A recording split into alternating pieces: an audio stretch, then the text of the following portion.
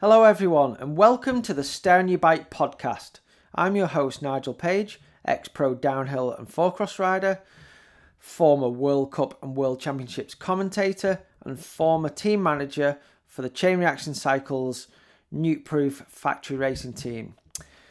Unfortunately, I've just recently been made redundant after 16 years of running the team, so I've decided to start this podcast to drown my sorrows and have a bit of fun along the way. Biking has been my life for almost 50 years, and I'm looking forward to sharing my experiences and knowledge and chatting to some of the amazing characters that I have met whilst doing the sport that we all love. I hope you enjoy, and most importantly, stay on your bike! Hi everyone and welcome back to the Stay On Your Bike podcast. This week's really special for me because I think everybody, when they were growing up, had a hero in whatever they were doing. And this week's guest was definitely my first hero. I guess you call it a hero, somebody that you looked up to and thought was absolutely amazing. And so I'd love to introduce this week's guest. How are you doing, Tim March? All right, nice. I'm very well, thank you. Thank you for asking. Good. Well, like I just said then, I did BMX racing when I was a kid, and which got me into bikes, which is still as bigger interest to me today. And obviously when I first started, Tim, you were, the number one rider in the country. And as a 10-year-old, 11-year-old kid, I just was in awe of you and thought you were amazing. I'll have to dig out my photograph that my mum took with you when I was about 11. Where was that? What track was that at? I think it was Grimsby. Was it? Yeah. Was it a coaching day or a race? No, it was a race. I don't know why, but I never actually went. I've never had a coaching day in my life. Probably should have done. But yeah, I think you and Alan Woods were chatting in the pens at Grimsby. And I got my picture took with you. But I also think I got a picture took with you at the Europeans in Birmingham Wheels as well. Oh, right. Yeah. So how old were you in 82 then, Nige? So in 82, I was 10. Okay. Yeah, you're right at the beginning of it all then. What was your first bike then? What, BMX or bike? Yeah, no, first BMX bike. First BMX was a Huffy Pro Thunder, a yellow one. Was it? Yeah. With the really bent back handlebars and the horrible plasticky grips. Yeah. And it had... Was it blue and yellow? Were they blue and yellow, the Huffy Pro Thunders? Blue and yellow. It had yellow. Yeah. It was a yellow frame with yellow metal mags with a kickback brake. Yeah. Those bikes were almost enough to put you off BMX rather than getting you in it, weren't they? Like the Rally Burner was enough to put most people off even wanting to do BMX in general. But the other side of it is like when you're young, like little, whatever you want to call it, you don't know any of that stuff, do you? You don't know that there's bikes that are better or bikes that feel better when you ride. You just want a BMX bike or whatever it is, don't you? So that was your first one. Did your mum and dad buy it for you? Yeah, I was quite lucky growing up. My mum was really good to me, like, buying me things that I would use. She never gave me money to go out and waste and stuff, but if it's something that I was going to use, she was always really, really kind like that. Good. TV wise, that's like an era of Evel Knievel, Eddie Kidd, and a few other people that were kind of doing those jumps at the time. The bloke that died. Do you remember the bloke that died jumping? That guy that I think had been in the military, that he went to they set up a really big jump for him to do, and I think he had an RM 370 or something, or 250. I can't remember what it was. It was televised. Yeah. And he was jumping, and I think there was the back of like a flatbed, a really, really long flatbed. Part of the landing was a part of a flatbed.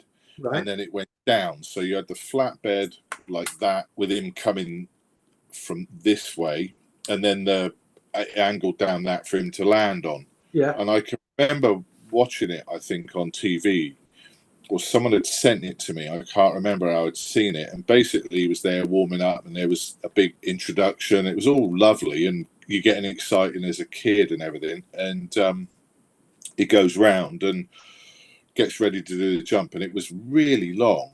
And as he's accelerating, you could hear him, the bike wheel spinning on grass. Oh, And it was flat, the grass, where he was getting a run up. And I was like, if he's wheel spinning, is he going to go fast enough? And basically, as he came this way, I think there might have been something here. He just went straight underneath the flatbed.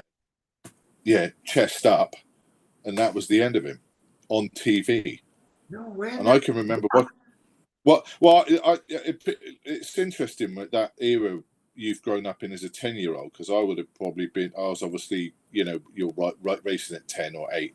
Like as an 18-year-old who just raced motocross bikes from 14, I thought Evel Knievel was an idiot. I thought, why would you want to jump that on a Harley Davidson where you're going to, no suspension, you're going to bottom out, bounce, and kill yourself?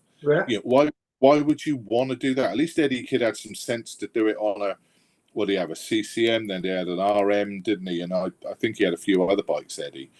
At least Eddie gave himself a chance to land, and so I always thought those stunt rides were like, it was a circus. It's like, it's not proper motorbikes. It's not scrambling. It's not Graham Noyce or John Banks or what's his name, Vic Allen or Vic Eastwood or even the Rickmans.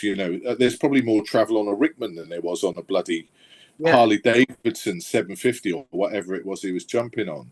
So why do you think he chose those bikes to do it on? I think probably I would have thought, I don't know, but I would have thought probably because it's the only American thing you could do, because he's the all-American guy with the American leather and the stars and it's just and he was outstandingly funny, wasn't he? To meet yeah, totally. Like knowing that half the time he's going to crash, and you're like, okay, then, like that wouldn't be, even though probably back then half my riding experiences involved crashing, that wasn't why I started them, and he would have known, wouldn't he? You're like, So I always found that like a bit of a joke side of because of my age, I guess. And then so the younger kids like yourself, you're loving all the Evel Knievel or the let's do the brick jumps and it doesn't matter that I've got a Huffy or a Raleigh Burner, but I was just like, it's not like I look down my nose at it, it's like they're just shit, those bikes, and why can't, I just wish you could say to the mums and dads, why didn't you just buy a Diamondback Silver Streak or or then all the people that bought mongooses with those bloody moto mags on, like the first catalogue we had that when we were 18 to buy a BMX bike, it was like you could still buy a moto mag mongoose. Like who in their right mind would want one? It's like strapping 2 bags of cement to your wheels, isn't it, and trying to pedal with them. Like luckily we didn't order them. Me and my mate ordered the Super Gooses with the Reyes. Yeah. And so we were lucky, because it could have gone the other way. It easily could have gone the other way because we weren't that informed about what to buy. I think that was the case, like back then, my parents didn't know what a BMX bike was or weren't interested in it. So they didn't know, until we got into it, they didn't know what to buy. They were just, they were getting information from me and I was getting it from other people. So like, that was the local shop to go and get a bike from. So I guess that's how I ended up with the Huffy. I mean, my dad was an engineer, so he knew about things and he knew how to fix things and make things. So I don't know what he thought about that at first, because I was too young to realize. At that age, when not everybody knows this, when I rode for Mongoose, like the first time I went to Buckmore Park, I think was 1980, 81. I can't remember, but it was, I think it was 81 the first time I went. And I won that race there. And I'd never done BMX before. Chris Strong had told me there's this race there. I'd had a bike for probably 6 months, I think. So sorry to interrupt that bit, but what got you to get a BMX first when you were doing the motocross? Well, because I think like Alan might tell you the same thing, but because we were racing motocross, we knew that in motocross they would riding BMX bikes because I'd seen a picture of Bob Hanna in 1977 bunny hopping somebody else that was a motocross rider. And I'd seen that bike and I was like, why haven't we got those bikes? And I think there's another picture of him. So there was a picture of him doing it on, or there's a picture of Brad. Alan will know this. This is the hyper focus of me, is that I can remember them photos from back then. But there's a photograph, I think, of Brad Lackey, Gerrit Walsink, and somebody else. And I think Brad, who was American, is sat on a BMX bike. And this would have been like 77. And so I'm obsessed with motocross at this point. There's only two things that in my life that mattered at that point in my life: skateboarding and motocross. That was it. Nothing else. Music. Yeah. Music. Still the same, to be honest. It's not like I've changed, you know. So it's still the same. And so we were like, well, how can we get them? And so Jeremy Watley, who the Grand Prix rider, was at the same club as mine, and we were best mates. Yeah. He'd been riding motocross longer than me, but Jeremy's dad had a lawnmower business. He repaired lawnmowers, and he had a really big workshop. And Jeremy is really, really a great little inventor. So we were just like a little group of motocrossers, me, Jeremy, Craig Strong, and a few other kiddies that from our club would meet, and we'd go riding how we would and watch motocrossers over Camford Heath, which is our local place to ride. And so we'd grown up tracking anyway. We'd grown up doing motocross on tracker bikes. I'd gone through Cycle Speedway and on to tracking, and they were just into making knobbly wheel bikes, 26-inch wheel bikes, and we'd do massive jumps on them, all sorts of stuff. And so Chris Strong, Jeremy made a suspension bike before BMX started. So one day he said, I've made a bike. Come and have a look at it.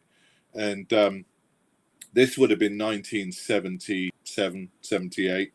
And he'd got a Pooch Maxi, and he'd put Pooch Maxi forks on a Postman's frame with a Pooch Maxi front wheel and a drum brake, right? Yeah. He'd taken the big banana seat off the Pooch Maxi, or might not have been a banana seat. Anyway, he'd made a swing arm for the Postman's bike and put shocks on it, put the Pooch Maxi back wheel in that with a drum brake and cranks. And so he had a full suspension bike with triple clamps and handlebars and the rest of it. So it's essentially a downhill bike. Yeah, yeah. And so it weighed a ton, like you could imagine, can't you? Pooch Maxi steel wheels. Yeah. There were cotter pins at the time, and so what Jeremy had done is he'd welded the cranks to the axle, so that because obviously with cotter pins the arms go round, and so we went from being able to jump 20 feet, 30 feet, bend axles, bend frames, and end up going down a dump and having to get another bike, to Jeremy's bike was like 60 feet.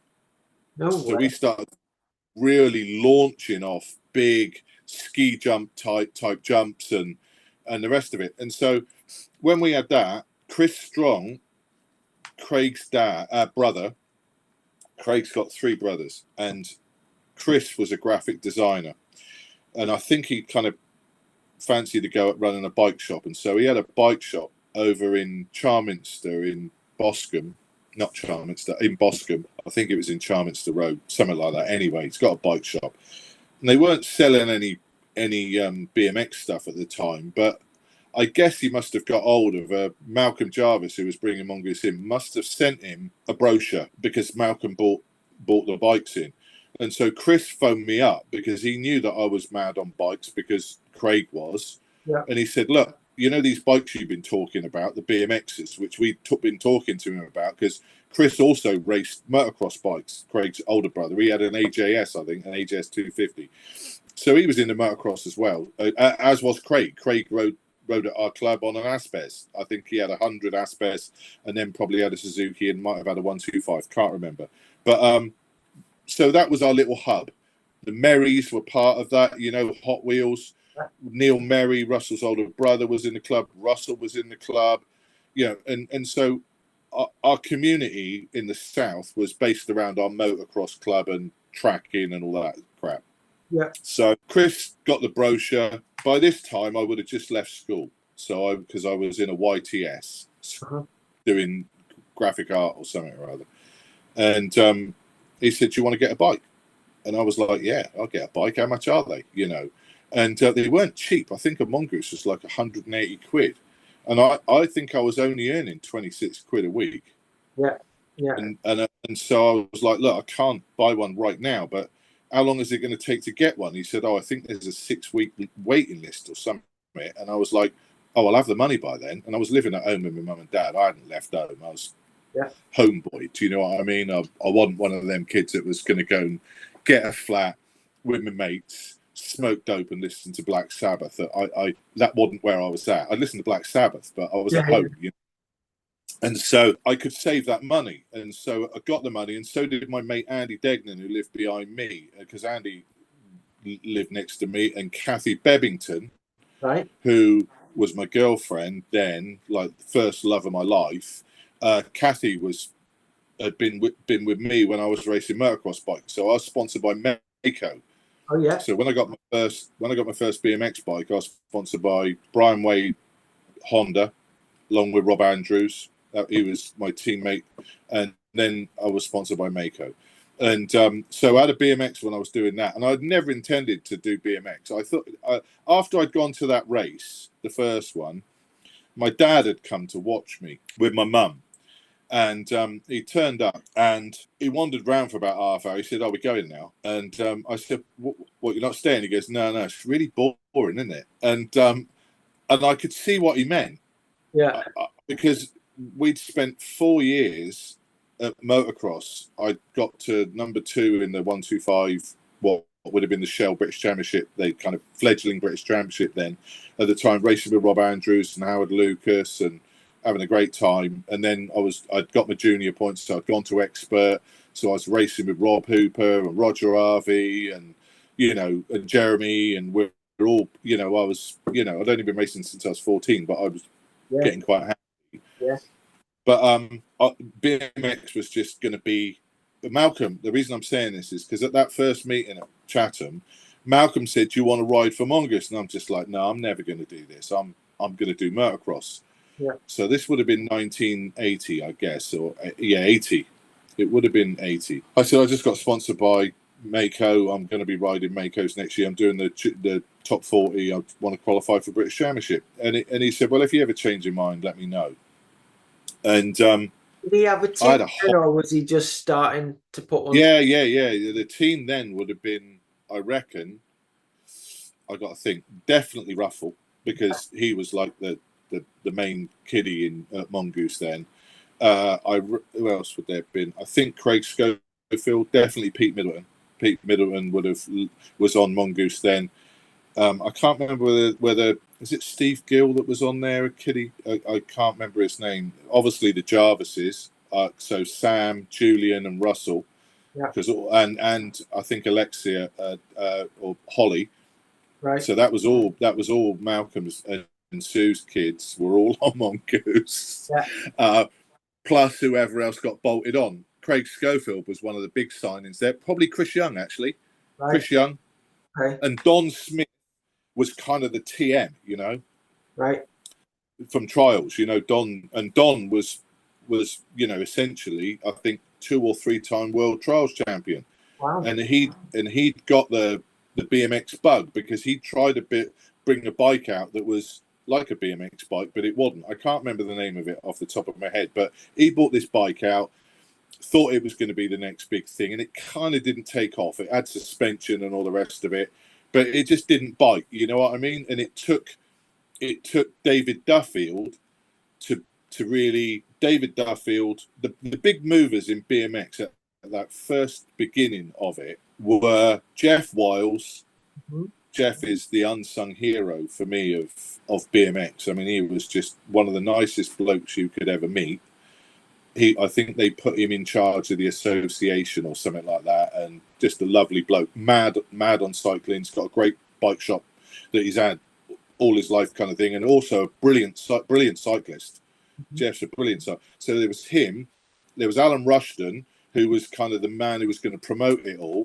Yeah. There was Dave Duffield, who was bringing the bikes in, who tried to get Rally involved in it, and Rally were just like, oh no, BMX, it's a kids thing, don't be stupid, we're not doing it. So they fluffed that off. Duffield went back to America and got another deal sorted out, and Halfords jumped on it. And so if you look at that Rally were way behind the ball in terms of getting it onto BMX. It was Duffield, Halfords, Malcolm Jarvis, and the organisers, and obviously then the people who started the magazine. Bill Lawless at Trials of Motocross News, his son Sean was into BMX, and so I'm sure the first BMX media that came out was done with Trials of Motocross News, and then what would have been Action Bike down in London. So they were your north-south. And so without them and Alan Woods' dad and Alan, you know, they were, and so you've got Mongoose down in Tenterden, Alan in Wigan, Halfords Midlands, and the other guy who ran the team. What was the guy that made all the bikes for Halfords called? The one that they were all brazed. What was his name? Came out of Trials. Curtis. No. He's from the Midlands. What's his bloody name? He made all of Halfords' first bikes when Darren Stock was on there, and Whopper, and what's his name? I'll remember it in a minute. From Redditch Way. So that was your beginnings of it all. They're the beginning, and so it's quite interesting looking about how all these people are doing the repotting of history at the minute. Do you know what I mean? Because there's a lot of people doing it that actually weren't around then, and if they were around then, they were your age or a little bit older, and it's not like. And so I was like the old man of it. Me and Alan were like the old men of it, really. Like when I started BMX, I was 18. I think Alan would have been 17, maybe.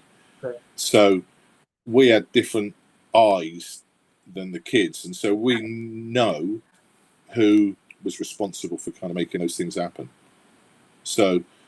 And it was Chris Strong that got that bike for me. So that was the beginning. But it wasn't until my whole motocross thing fell to pieces, because I had a bad year on Mako, that I went back to Chatham, and Malcolm Jarvis asked me if I wanted to ride for Mongoose again. So that would have been at the end of 81. And I think. And he said, I'll give you a car. You can go round. Yeah, he goes, I'll give you a car.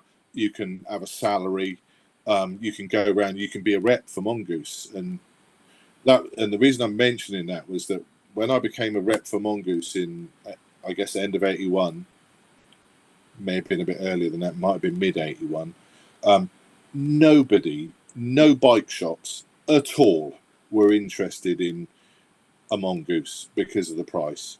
Right, what, they were just too expensive? They just said, "There's no way we can sell these." And literally, the only place you could sell them consistently was if you went to bike shows, and they had BMX tracks at the bike shows, like in London or up north at Harrogate. The other people that were really, really heavily involved in promoting BMX was Ron Kitchen, and I had a sponsor at Ron Kitchen who was brilliant. They were bringing Suntour in, and Ken Evans, who sadly passed away now. Ken was another one who was mad into BMX. And the other one, Bert Harkins, right? S&M. There's a few. You'll have all the old schoolers listening to this or watching it now, writing these down, and all of a sudden it'll appear like they've reinvented the wheel. But they were the people, you know, that right at the beginning and the reason I've mentioned is because no one was really interested in BMX to start with. This illusion that it was like this big thing. To start with, it was really difficult to get it going. Like really hard. You know, in London, you only had one shop, Alpine Action, and not Meanies. What was it? I think probably Alpine Action had a few bikes, and there was some in Walthamstow because obviously Ace was there. But it wasn't like there was, you could walk into every bike shop and they were all bending over backwards because they had this massive stock of the BMX bikes in. So to get back to your thing, this is why I'm mentioning it. That's probably the only bike they had in there that was a BMX in that shop. You know, that probably there wasn't a selection There wasn't a Diamondback next to it. It was like, and also there's that thing of like, a BMX bike is a BMX bike. It's like a mountain bike is a mountain bike. They're marketing slogans at the end of the day. They don't tell you whether the bike's any good or not, do they? You know, those labels. So sorry to take a long time to answer a very short question, but no, it's fine. It's really interesting to me. But obviously, when you got your first BMX bike, you were 18 and you were like really tall. I guess you were as tall as you are now when you were 18. I got measured at the doctor's the day before yesterday. I've shrunk an inch now. In age. Yeah. I'm now 6'3". Yeah, you still got enough height to shrink a bit, Tim. But yeah, obviously you grew up doing the motocrossing, and then you had that bike that was built for doing your big jumps on and stuff. Was it not like? Did it not feel really weird for you to then jump on a little kid's 20-inch BMX? And yeah, the bars were really narrow, but we welded some bits on the end of them, like wide bars. They're tiny and twitchy and stuff. No, because I tell you why. It's because it's really difficult to explain this to people. It was like if you've ridden a bag of shit for so long and everything's bent on it. Like on every bike I'd had prior to BMX, I would break pedals, crank. The bike would last a day, if that. Not really a day. What you'd have to do is plan a ride, wouldn't you? So the ride would be, you'd accept the fact you're going to walk home. That's the first part of the ride. The next part of the ride is don't do too much on the way to where you're going because everything will break. And so you've got about 3 goes at whatever jump you're going to go at if you're really going to do something interesting on your tracker. And then you're going to walk home because you've fucking broken everything on it. The wheels are gone. The cranks are gone. The pedals are going like that. You know what I mean? Yeah. And so because it was so bad, then getting a BMX bike, to be honest with you, it wouldn't have mattered what it was. It just didn't break. So that kind of cancelled out everything. Yeah. Because it was, and I was lucky that I bought a good bike. Those first Mongoose stems, absolutely, I'm not going to swear on your podcast, but they were shocking. We should say the word shocking. And so they weren't any good, and the bars were too narrow. So I got Jeremy or Jeremy's dad, I can't remember, to weld some more bar material on the end of the bars to make them wider. Yeah. And I did what I normally do with a stem, that when the handlebars go backwards and forwards, which they did on those Mongooses, which was just drill a hole through the bars and put a nut and bolt through there to stop them moving when I found the position. Yeah. And so then I could ride all day. Brilliant. And I went and did all the things. I basically rode downhill. So if you want to know what I did when I did BMX to start with, I wasn't interested in BMX tracks. I thought BMX tracks were rubbish then. And I for the whole time I rode, I thought BMX tracks were rubbish, apart from a few. Yeah. Birmingham Wheels was pretty good. I thought Wigan was pretty good. But on the whole, a straight with one jump on it, after you've come off British Championship motocross and top 40 motocross, it was really boring. Yeah. So I would do downhill on my BMX bike. Cool. And so imagine going down. And I took someone out the other day to a couple of hills we've ridden down on BMX bikes, that they wouldn't go down on a downhill bike. They still wouldn't go down them. They were only short ones. They weren't really long, but they're horrible. Right. They're horrible. Like gullies and all that stuff. And you really had to be a good rider. Yeah. And so that's how I learned, was doing downhill stuff, because I just wanted to do all the stuff on the BMX bike that I could do on the motocross bike. That was it. That was what BMX was for me. It was bicycle motocross is I do that, or trials. I like doing a bit of trials, but not really. But it's like motocross on a bicycle is what I got a BMX bike for. And so it's good training for that as well. It was great. Yeah. So But yeah, but getting back to the 18 thing, I'd gone for a ride when I was training it.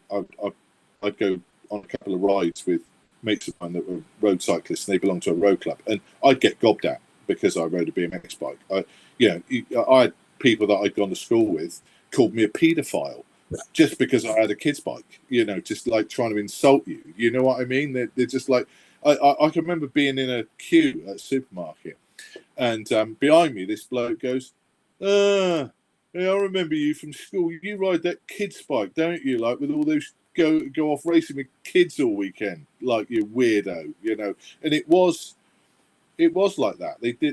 They didn't get it, and there was no one around where I lived or anywhere my age that I would go riding with. Nobody. So it was just me on my own. But I didn't really care about that. Kathy, who I was with at the time, she loved BMX, and we'd go off, and she was into photography, and because she'd kind of been into motocross as well, and she was up for anything really, and where we go in the weekend, BMX or motocross. She was my pal, if you know what I mean, and obviously I'd go to gigs with her because she was my girlfriend, but she was the only friend I really needed to make that work at the time. I didn't need anybody else. And I'm a bit of a, I don't know what the word would be. I like my own company, and I'm not great with other people. I find it quite hard to be with other people. I've tried doing that, but I do things on my own, is what I'm saying. I'm sure that's a bit of neurodiversity, they would probably say in the modern parlance. Yeah, and so you'd go to the meetings, and then all of a sudden you would meet people your age. Mike Chilvers, Andy Lomax, Steve Grattan. He was on one group. I think Steve was on it for a bit, and he was on GT, wasn't he? Right. Okay. I remember. Yeah. I love Steve. I haven't seen him for years. I went to his wedding years ago, but Steve worked down the pits. He was down the mines. Oh. So if I went up north to, I think Doncaster was where he was from. But okay. Yeah, it was great, the beginning of it, because it really was like it was like going to a punk rock meeting in a way. It attracted just a really good cross section of youths that were unlike now. It's very specific, but because it's been going a long time. Yeah. But back then, it was just a gathering, and obviously split off later to trails and freestyle and what all the other little bits of factions that moved off. But back then, it was a real gathering of a lot of different people that were very creative, I think, and a good time. Just a shame for the older riders that the tracks were so crap, though. Well, some people might not think that, because there's some people that think that BMX is terrible now, and they think it should be loose dirt and berms and no clips and the rest of it. And I get the no clips thing, I get the dirt thing, but they really weren't challenging. No. Technically. And if when you watch someone ride like who was really technically gifted, like, so take for example someone like Dylan, who kind of eased up into just that. I mean, in my era, me and Geth were bump jumping. Yeah.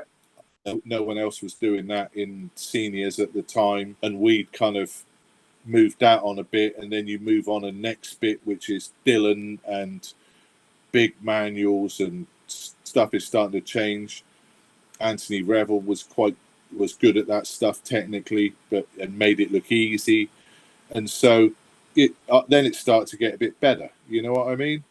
Yeah. Too late for me then. I obviously I started doing it when you were already established. My first time going to a proper race was at the start of '83, and then for what, I don't know if it just was what you did back then, but BMX was massive in '83. '83 was huge. '83 and '84 were the big years. Yeah.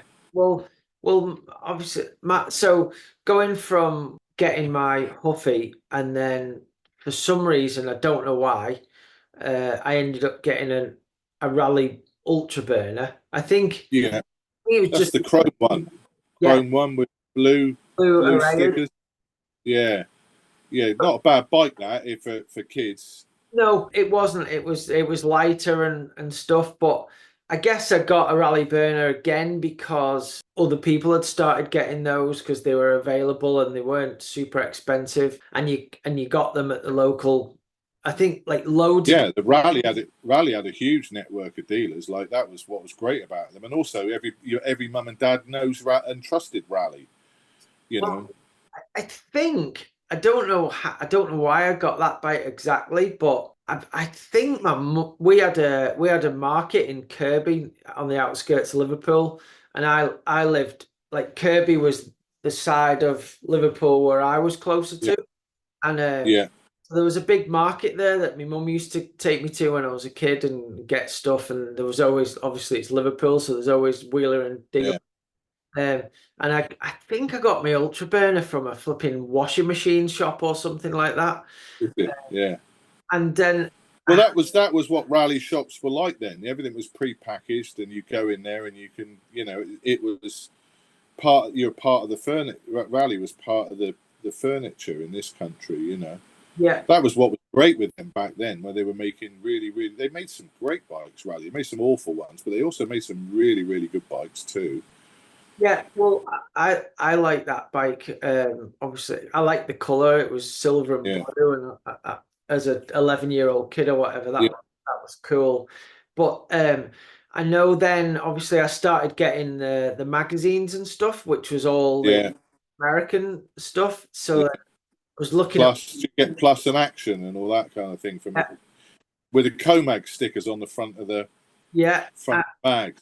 yeah. I used to back in the day. You used to order it from your local paper shop, didn't Yeah, that's it. Yeah, Comag would send it out, and yeah, all special order, and you? that changed the world. That photography, didn't it? Really, of Bob Osborne's and Windy Osborne's.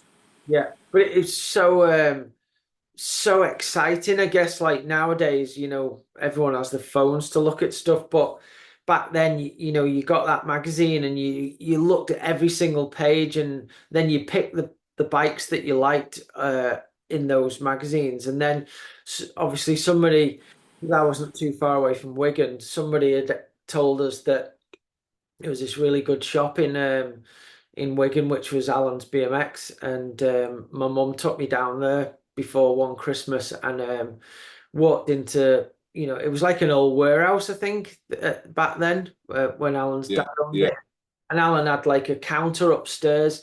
But I think we walked into you kind of walked through the bottom of the warehouse and went up some stairs. And at the bottom of the stairs I think it was Tony Holland's bike, and it was this Chrome Robinson with Robinson. Yeah, all red and blue anodized parts on, and the grips matched. And steel bearing pedals he had on that bike and everything, didn't he?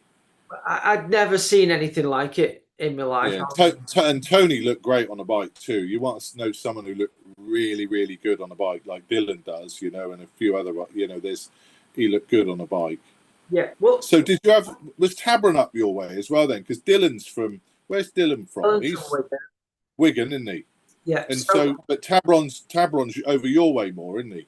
Well, I didn't live in Liverpool. I lived in a village called Rainford. So that was kind of like, it was about 13 miles from Liverpool. And then I guess Wigan's probably about, I don't know, 8 or 10 miles from where I lived.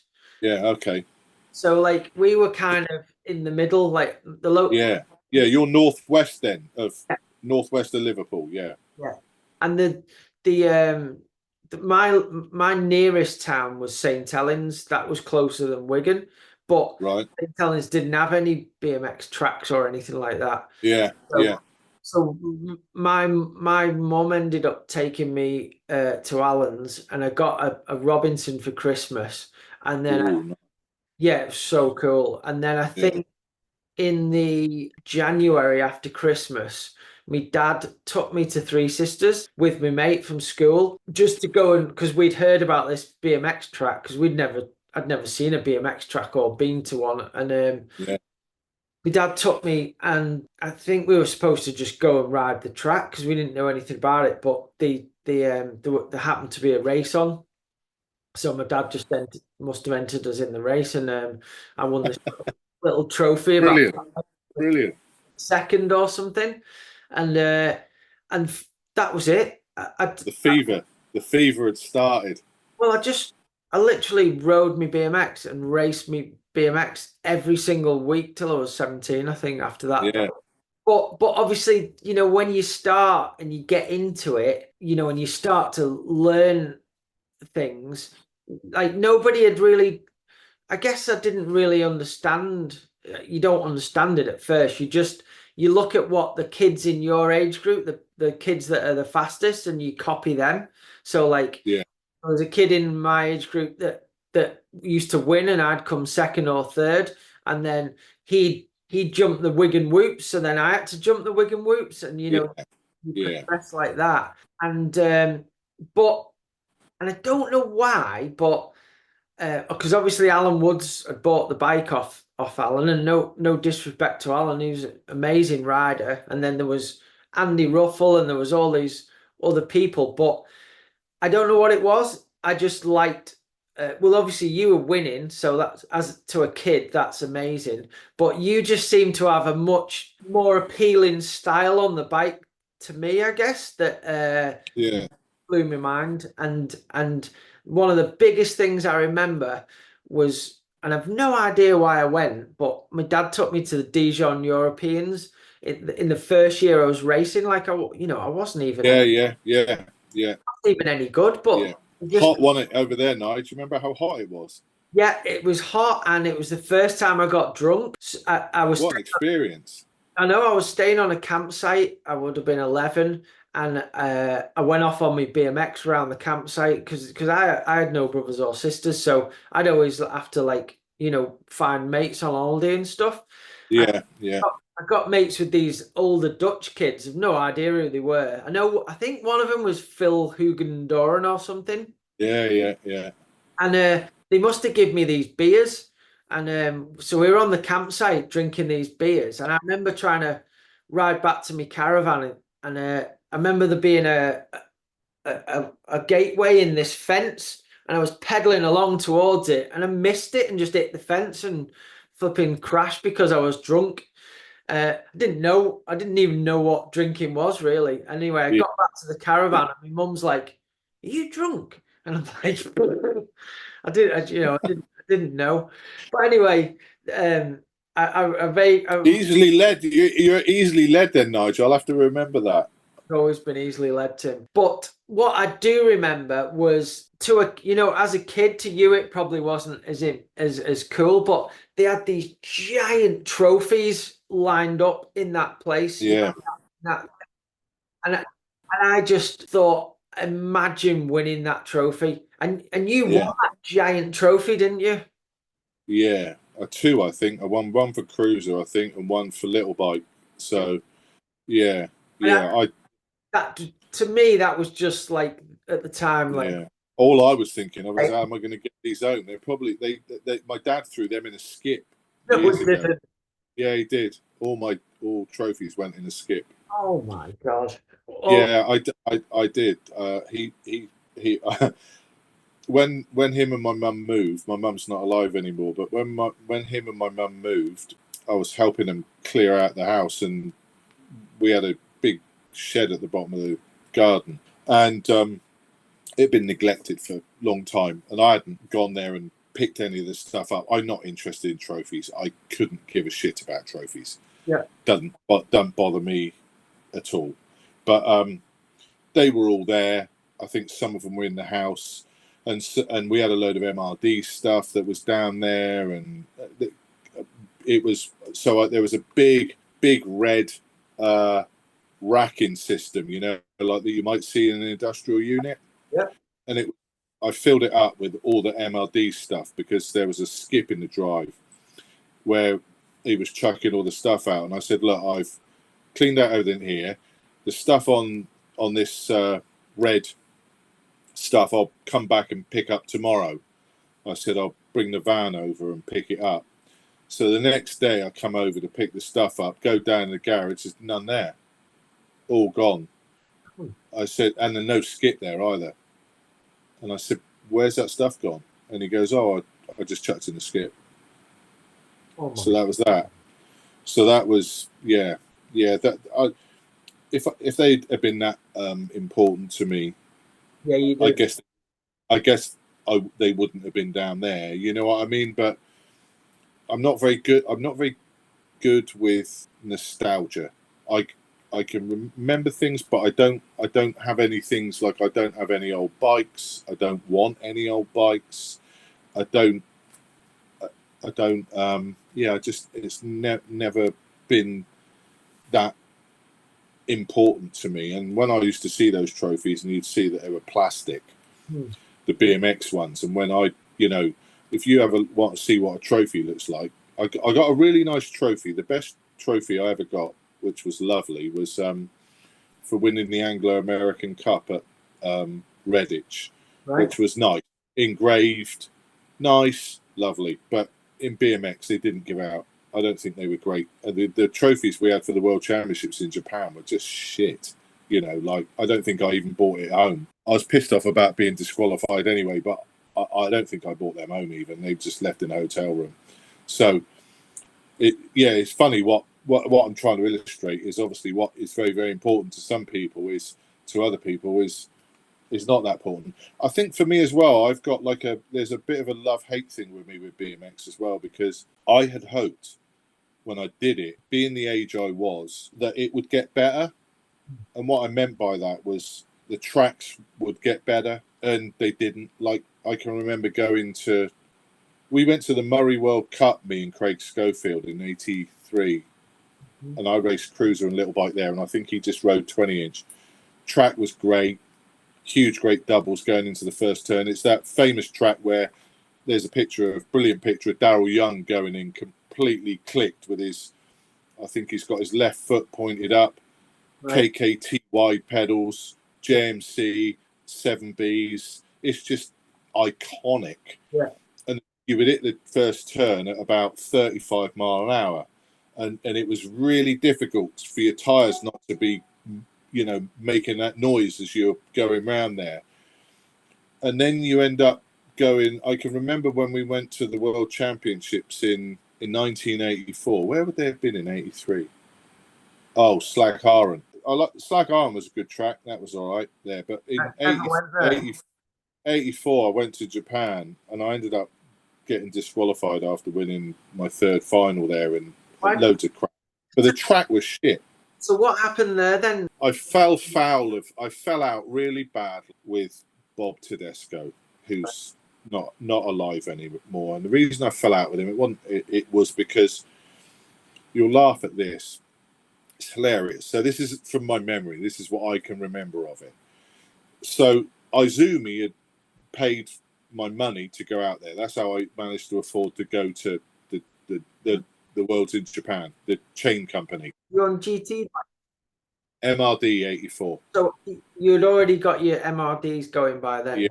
Yeah, MRD bikes is making bikes is 84. Okay. Izumi paid for my flight over there and the rest of it. And to get there, and there's no Americans there at all. I think there might have been 3, and they've boycotted it. They've got the hump about Pearl Harbor. And so when Bob Tedesco had told me about it, I burst out laughing. I did. I said, well, could you imagine what happens?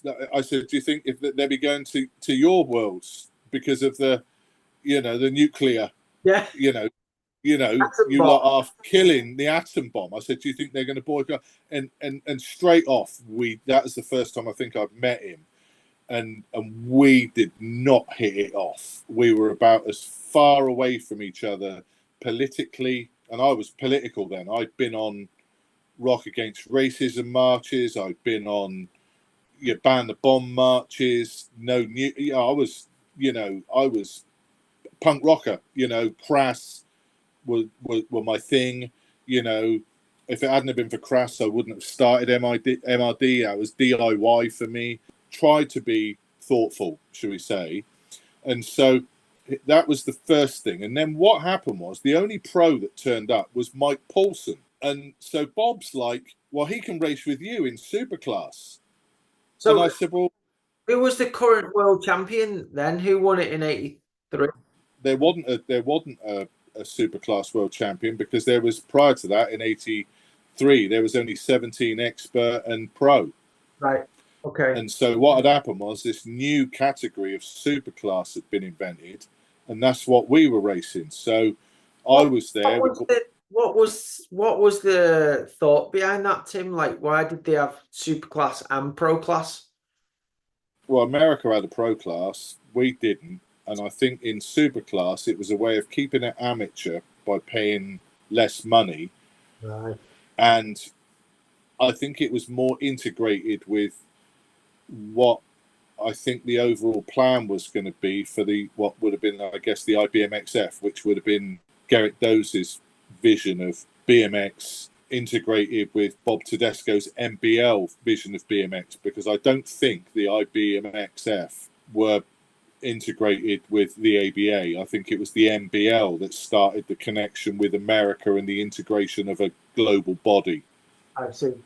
And if I remember, I don't think you could go to an MBL race and race their national championships, but you could go to an ABA one. Something like that. It was one or the other. And so Bob's there, and so he goes, well, Mike can ride with you lot, in superclass. And I was like, hang on a minute. He's a pro. We're amateurs. We're not pros. It's the superclass category, and there's no one in pro apart from him. He can't ride with that. Yeah. And Bob's going, well, he's going to race with you. I said, no. We need to take a vote on it. Like, the riders are here. I said, everybody's come over from Europe and everywhere else to ride superclass. It's up to us. It isn't up to you whether you can let a pro ride in with us. And so we voted against it. And because I instigated it, it was another thing that Tedesco didn't like. And so what we did agree to do was, I think we had an open class where he was in and anybody could go in it, and it was open or something like that. But I can't remember. I think he might have even won it. But anyway, I'd broken my handlebars in practice. So I had a pair of Trev Robinson's bars on, which were like really flat. Right. And I couldn't ride with them. I couldn't work out how to pull up. I couldn't pedal properly with them. I just looked like an idiot on a bike. Some riders aren't like this, but unless my bike is my bike, I cannot ride at all.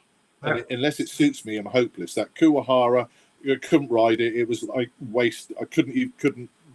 My mum could have probably pedaled faster than me on it, and I hated it. And so when I got these bars on my bike, and it was like I didn't have a chance to practice with them on. If you see the picture of me flying in the air that's online of me in Japan, that's me with Trev handlebars yanking up so hard on the first jump and just completely losing control. But in that event, I won 3 finals of something. I can't remember if it was open or something. And in one of them, bearing in mind there was no lines down the hill, Bob Tedesco just came out and said, oh, yeah, we've disqualified you from the last one. What, over? Yeah, he said, I cut over on the lines. I said, Bob, there aren't any. He said, no, but we're putting some up now. Yeah, but they did. They hammered him in. If there's even footage they won't put up about this.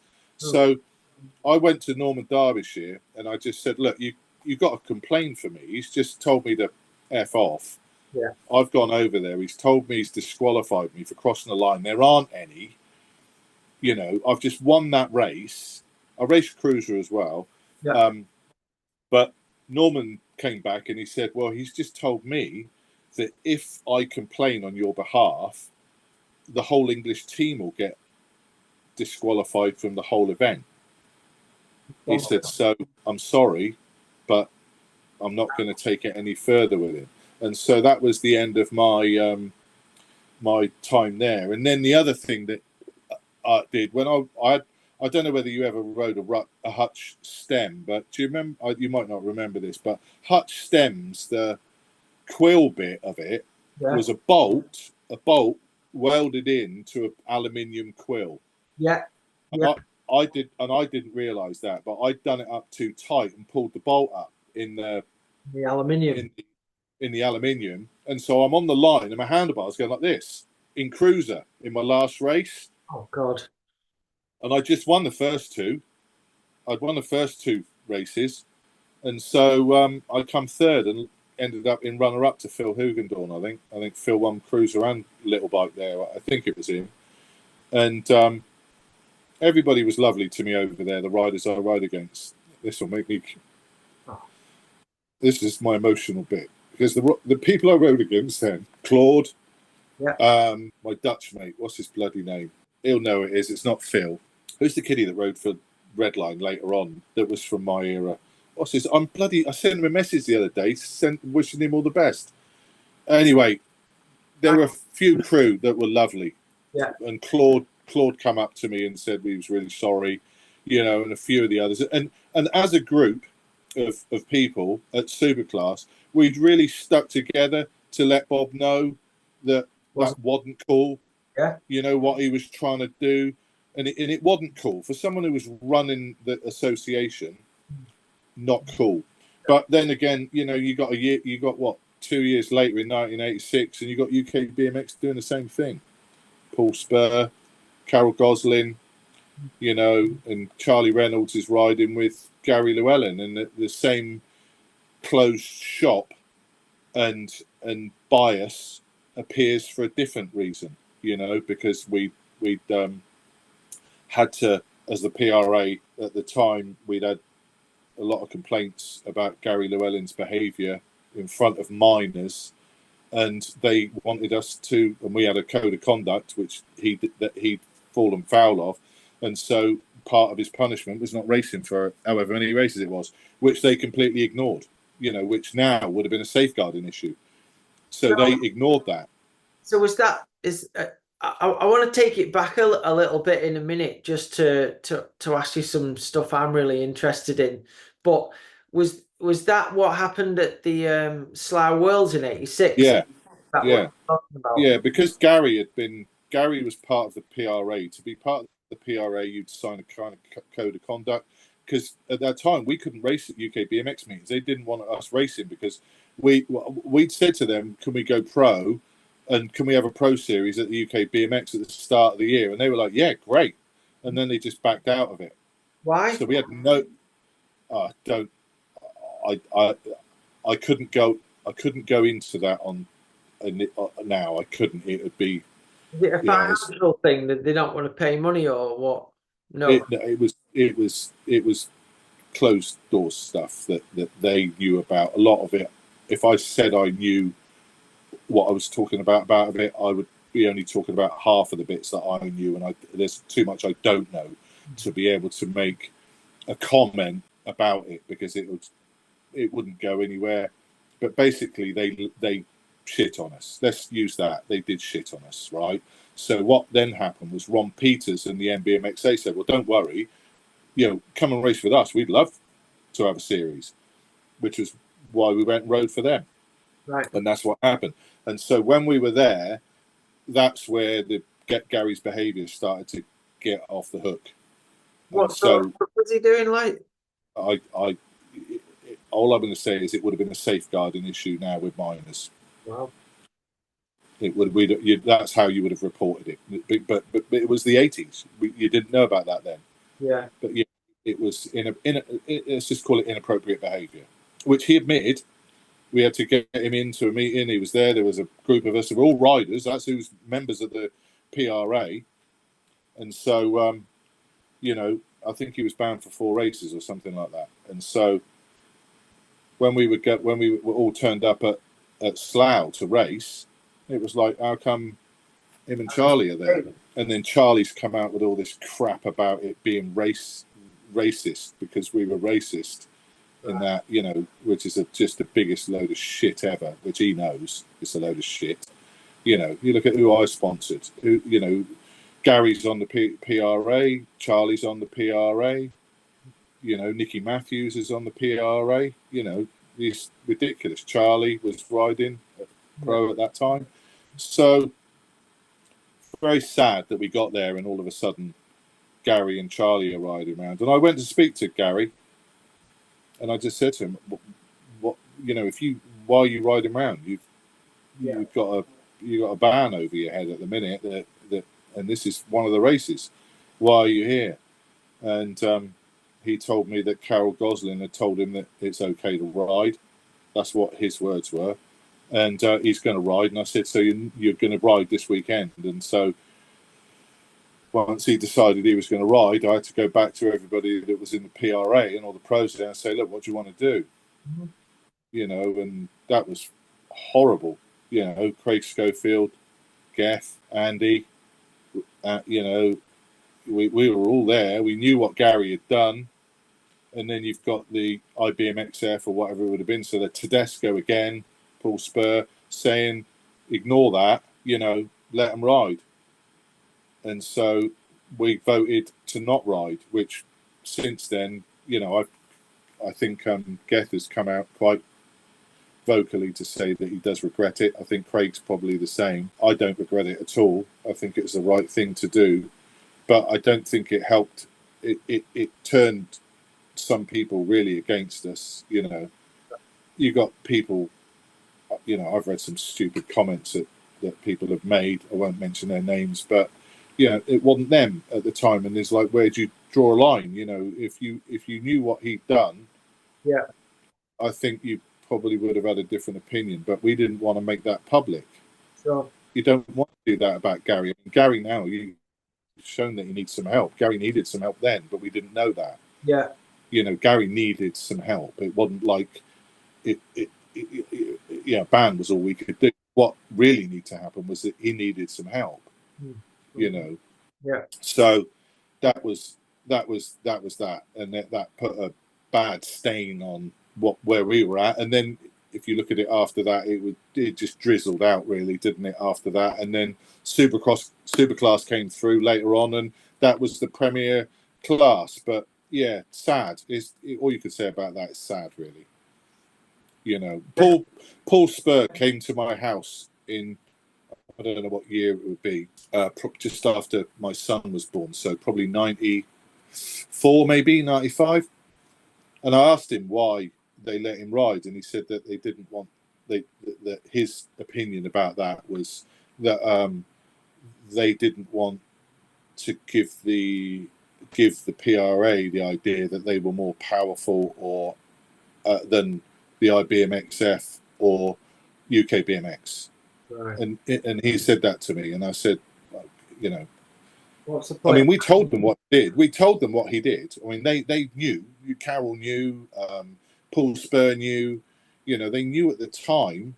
Carol was at Edwards at the time and really integral to UK BMX. Paul was. I've never not got on with them.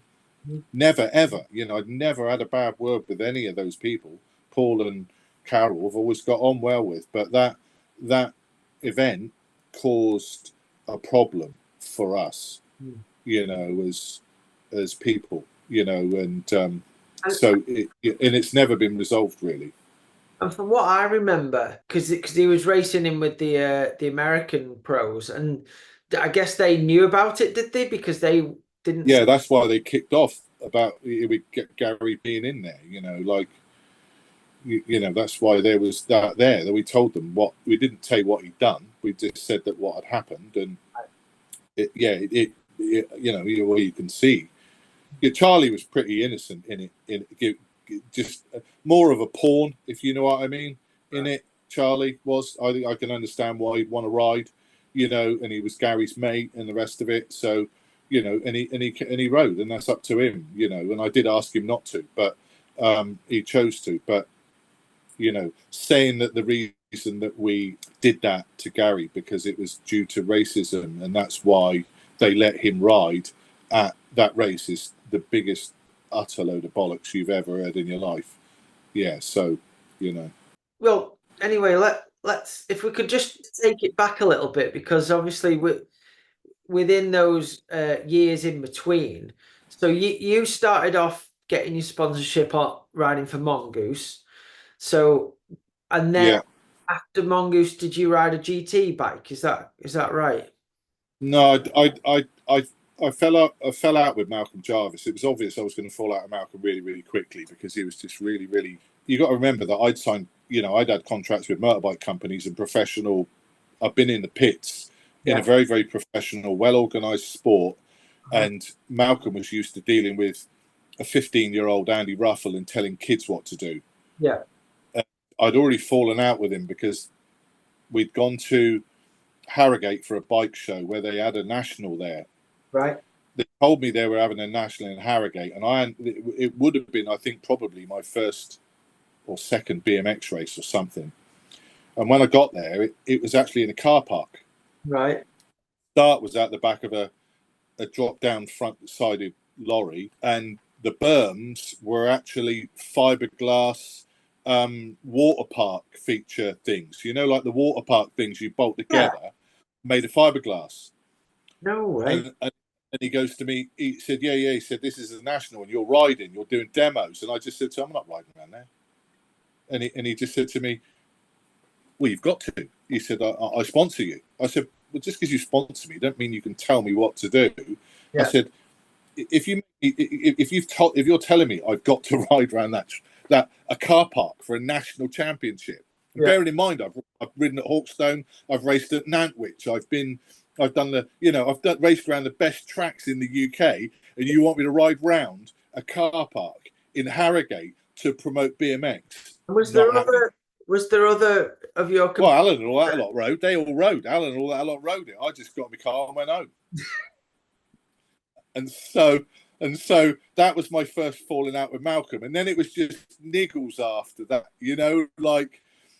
Because I couldn't get any dealers to buy any Mongoose bikes. So what used to happen is I used to go to the shows, and I'd sell more bikes to dealers at the shows, than any of the other salesmen that were there at the time. Bill Beacon was one of them that worked for them, and a couple of other blokes.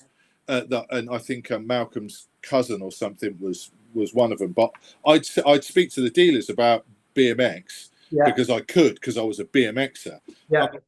I'd sell all these bikes. So I was earning so much money from commission that Malcolm changed my whole salary structure, because I was earning and then didn't pay me the commission he owed me. And so I was going to fall out with him. And then he was just like, I got a sponsorship by Grab-On, who was sending me grips, and I put them on my bike. And he's like, why aren't you using Mongoose grips? And I said, well, because they're crap, they're horrible on your hands. And the second thing is because Grab-On are sponsoring me. And then he was like, well, we've got your own number plate. Why aren't you using our number plate? And it was like, to an 18-year-old, it just punk rocker, not going to work. And so I was off there, and then I had to go in the van and pick everybody up at times, or I had to go and meet them. I broke my ankle in Gisborough or something at a national, and Sue Jarvis I'd gone in the van there with him, with Andy farting all the way there, thinking it's hilarious, just farting in a van all the way to bloody Gisborough. That was their humour, you know what I mean? Like, I was just like, get me, I need to be here. Got to Gisborough, broke my ankle, and Sue just took me to the hospital and said, look, you're going to have to make your own way home, because I've got to get everybody back, and just left me in Gisborough. What? It took me 3 days to get home. Yeah, I had to sleep in all I had was, my foot in a cast. I broke my foot in 13 places. I had my foot in a cast, and it took me like, I don't know what the trains were, but I was hitchhiking, pot on my foot. I didn't have my bike, luckily, because they'd taken that back. But yeah, I was over it. So I just ended up riding for Strongs, and I didn't have a deal.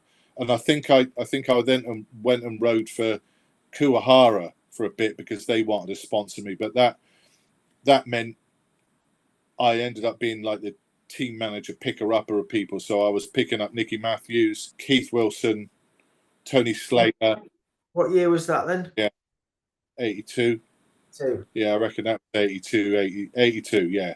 And that, which meant that, bearing in mind I was in Dorset and I was having to drive to Walthamstow before I could even get to a track, and I was then going to race, and they didn't want to pay any hotels. So you're getting up at 4 o'clock in the morning or whatever it was. No way. Being on Mongoose was the best. Like when we went to America with Mongoose, that was great. So you went to America with Mongoose. Was that 81 then? Yeah, yeah. I had to pay because I didn't, even though I'd won the last load of nationals. The only people that didn't have to pay were the people that won national number one, which was Chris Young, Craig Schofield, Andy. I think Brian as well, maybe Right. Brian Jones, I think. And Okay. so yeah, Don went over there. Don Smith with his wife Irene, and so yeah, we went and raced Ascot, which was great. Raced at Ascot, Van Nuys, I think we raced, and Knott's Berry Farm. Okay. Yeah, which was great. You know, I think Andy did really well over there, if I remember, in his age group. And then I think he went on and raced. Would he have been in He like ended up. 15s then or something? Andy was 15 then. Yeah, Yeah. yeah. Andy would come and stay with me when I was on Mongoose. He would come down and stay with me, and he ended up staying with Kathy because we didn't have any room. But I'd go riding with him, and when we'd go riding with him, and I'd take him out. You know, he wasn't skillful, shall we say? You know, in terms of he could do tricks and stuff like that, but Yeah. he wasn't like Andy's not someone who did pull up speed jumps. He couldn't wheelie his bike. No. And so that was all his. I just think that was all his. That was his weakness when he was riding. He wasn't. It's not like what was Geth. Andy's not like a Geth or even me. You know, where we can yank up and pedal down the backsides of stuff and whatever. Andy just wasn't like that. No. I think that's what, as for me anyway, being a young kid that was into racing, and obviously I liked a certain way of riding your bike that we used to try and obviously emulate as kids. The way you and Geth rode to me was much more appealing because I wasn't really into front tops and don't get me wrong, the stuff Andy could do on a bike was incredible, wasn't it? How he could get onto the quarter pipe and hop on his front wheel and then hop back in and stuff. I'd never be able to do that. But Well, it was proper riding. I think if you get into something, it doesn't really matter what it is. Like there's a pop version of it usually, like a popular version, and then there's the artists. yeah, If you know what I mean. So you could say the same. Some it crosses over too. I'm not saying that it's either or, but what I'm saying, Andy's the first pop star of BMX. There wasn't, but because he worked really, really hard at being the pop star of BMX, and Malcolm put him there. He had an agent at 15. crazy. I can remember when Andy was on Superstars, and like I can remember being utterly gutted at that, like so completely jealous, like completely jealous, because Alan Rushton, who was brilliant at being Andy's manager, had obviously got the right contacts and got him on there. And I'm just thinking, I'm fucking way fitter than him. Then he mucked up the fixed wheel thing, and I'm just like, well, I'm way better. So already, the Ruffle March thing, how the Ruffle March thing started is very, very straightforward. My first race at Buckmore Park, he had a group of people surrounded him there was a jump there that went along and then up and then flat. Yeah. Just before you go around the last corner. Okay. And so what he was doing, he was going up there and doing 180 pivots. Right. One hand, putting his hand up like that, putting it back on and going back down again, And I was just like, and there's all these kids just in awe of him. And I'm just like, that's not BMX. Yeah. That's like showing off. Yeah. Why are you showing off? Yeah. Like that wasn't my thing, you know what I mean? And I was thinking to myself, well, how come you even like that? Is there something all wrong with you? Like if you're all here and you think that's great. So out of nowhere, I just pedaled at that jump flat out as he was kind of rolling off the back of it and jumped over him. No way. And landed and rode off and just left it at that. And I was like, that's fucking BMX. Yeah. And that was how that created the conflict, because I'm not a freestyler. I'm not going to go somewhere and like someone clapping me. Yeah. I'm not riding for that. You know, like I'm riding because it's my art form. It's how I express myself, not for you. Yeah. I'd rather you weren't even there. You know, I'd rather the crowd's not even there. But if they are going to be there, and I can just about manage it, then Yeah. this is bicycle motocross. And so I felt like, I guess, I bought the rock and roll really, probably. I'm not saying this to big myself up, but just I guess some people would say I in that way bought the motocross to bicycle motocross because I'd come from it. Andy hadn't come from it, you know, and Alan had come from it, and Alan recognised it. You know, Alan is not going to be seen dead in a Protec helmet with his peak pointed down, a JT thing going up, and a little gap there like that, because Alan is going to look good on a bike. Yeah. Alan's come from motor, you know what I mean? Yeah.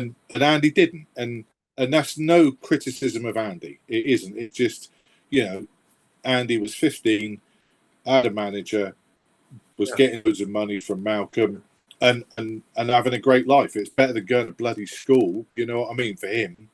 Sure. So, but I get what you mean. Like Geth and I, you know, he's the only competitor I had in this country. You know, I didn't, you know, Andy beat me in 85, but I tore my rotator cuff to pieces in 85. I broke my ankle and my wrist, and I'm trying to fulfill sponsors' obligations, because if I didn't, I wouldn't have got paid. Like, anybody could have beat me in 85 really. And I'm trying to run a company with VG. So, yeah, it's art to me. Still is art to me. You know, you watch Joris Dode, you know, that's art, isn't it? You can't get away now with being a ruffle.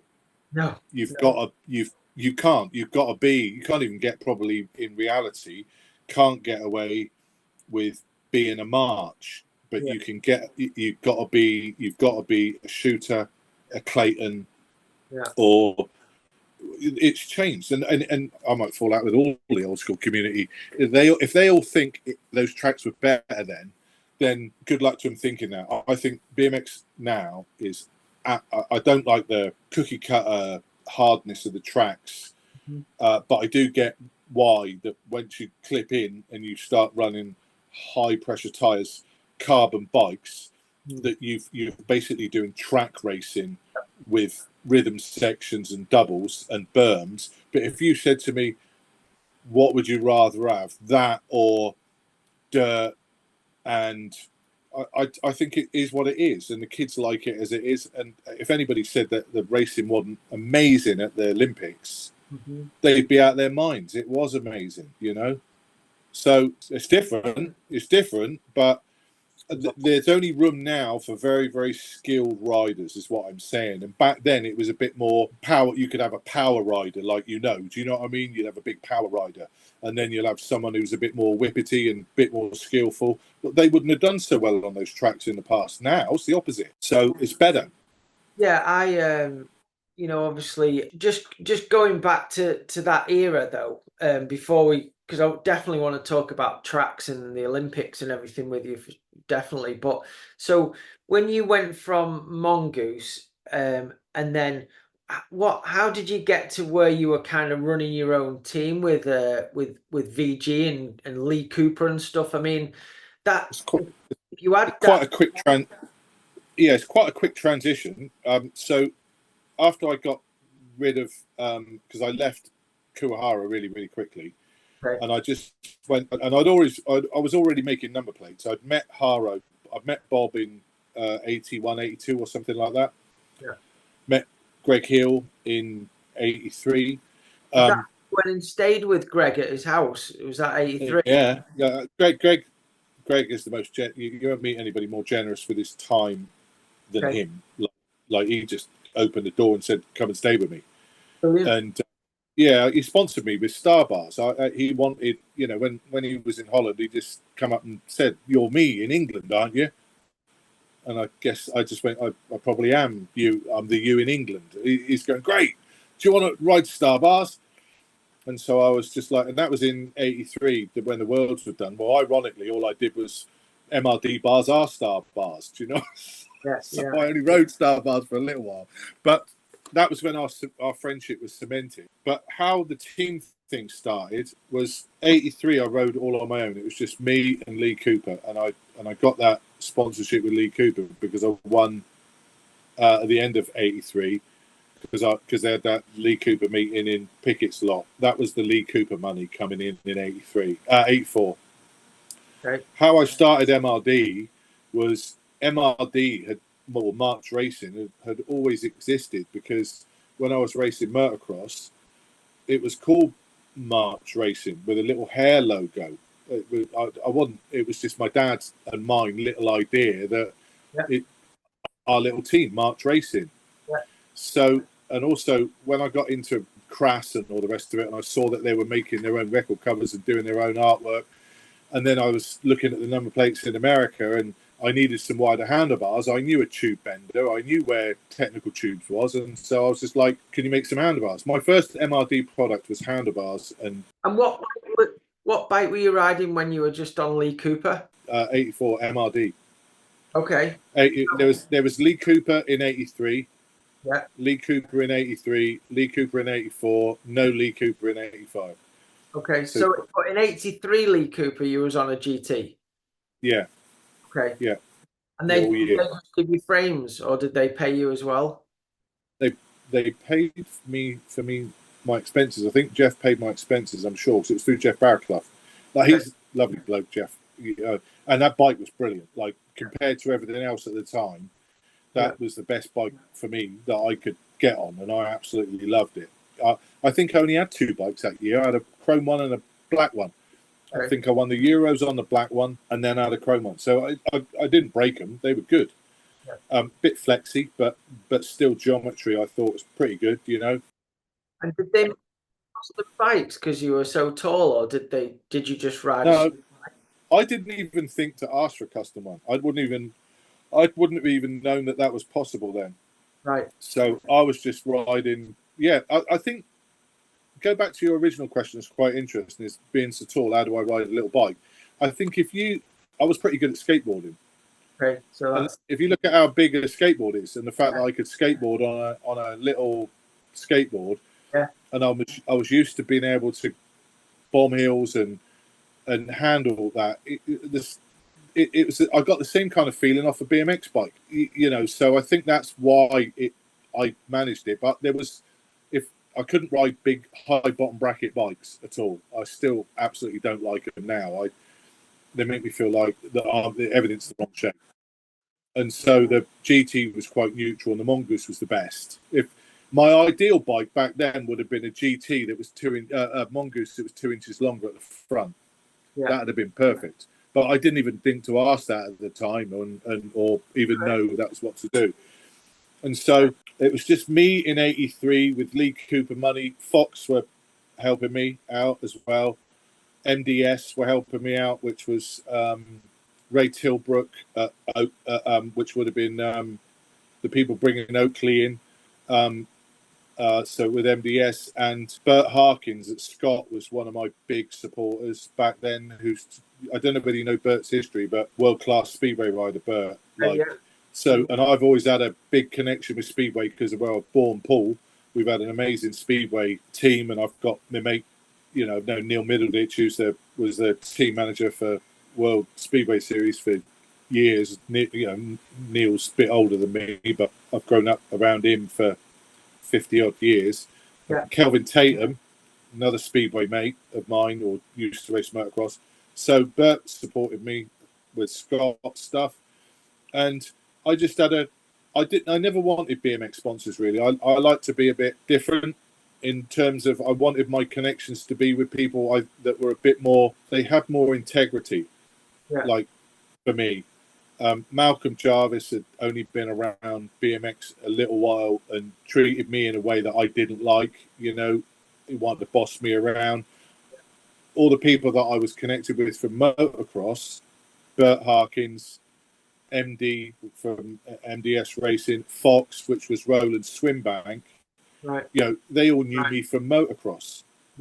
And so they were really brilliant. And then Ken Evans at Suntour Kitchen, who'd been around they'd been around Ron Kitchen had been around cycling and sponsoring road cyclists for years.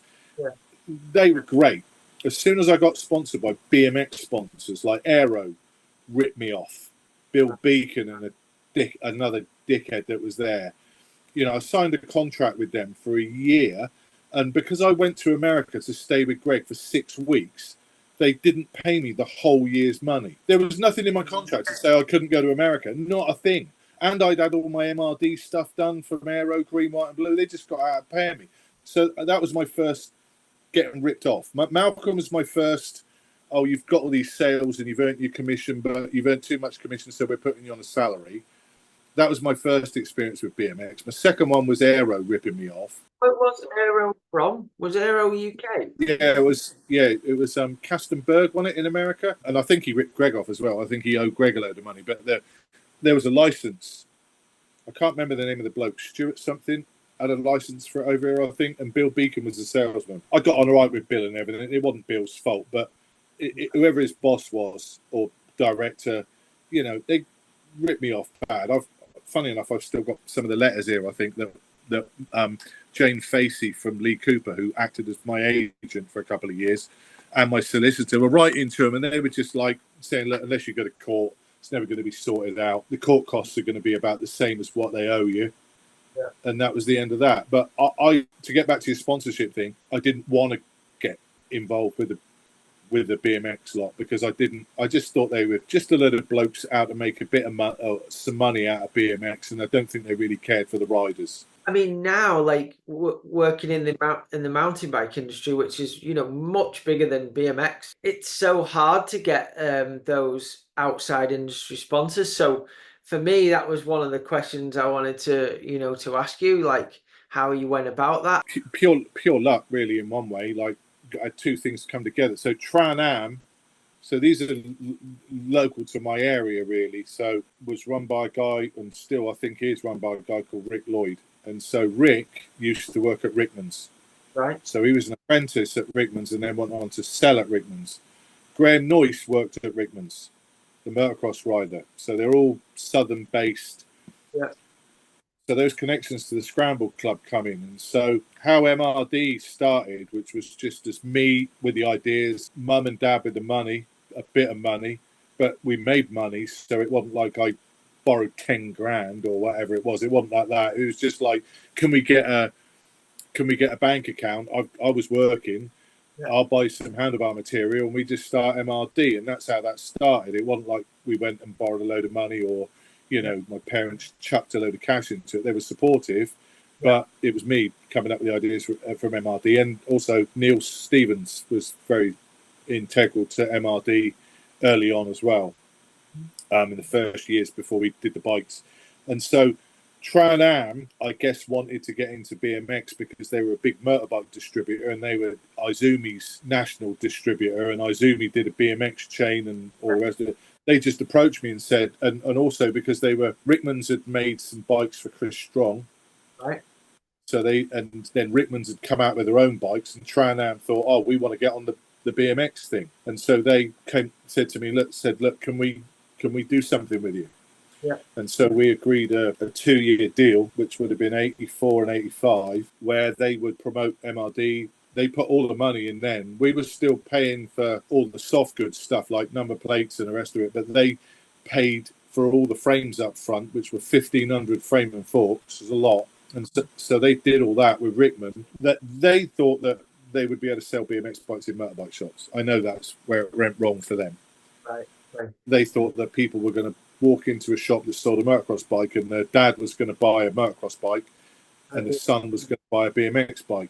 But as you know, that isn't it. No. And it became very apparent, like we were selling more mail order MRD frames than they were to dealers. Right. So the contract I'd signed was shit. I wasn't getting any money from them. I was getting a salary then.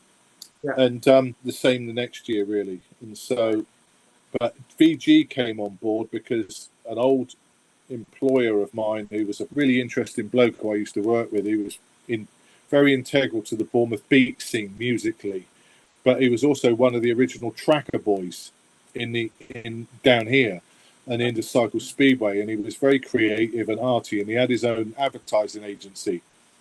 So, and VG were one of his clients, and because my dad was his client, because my dad was a commercial photographer and lithographer, and who used to take photographs of all the artwork, that if you needed adverts and stuff like that, they knew each other, and so I'd gone to work for him.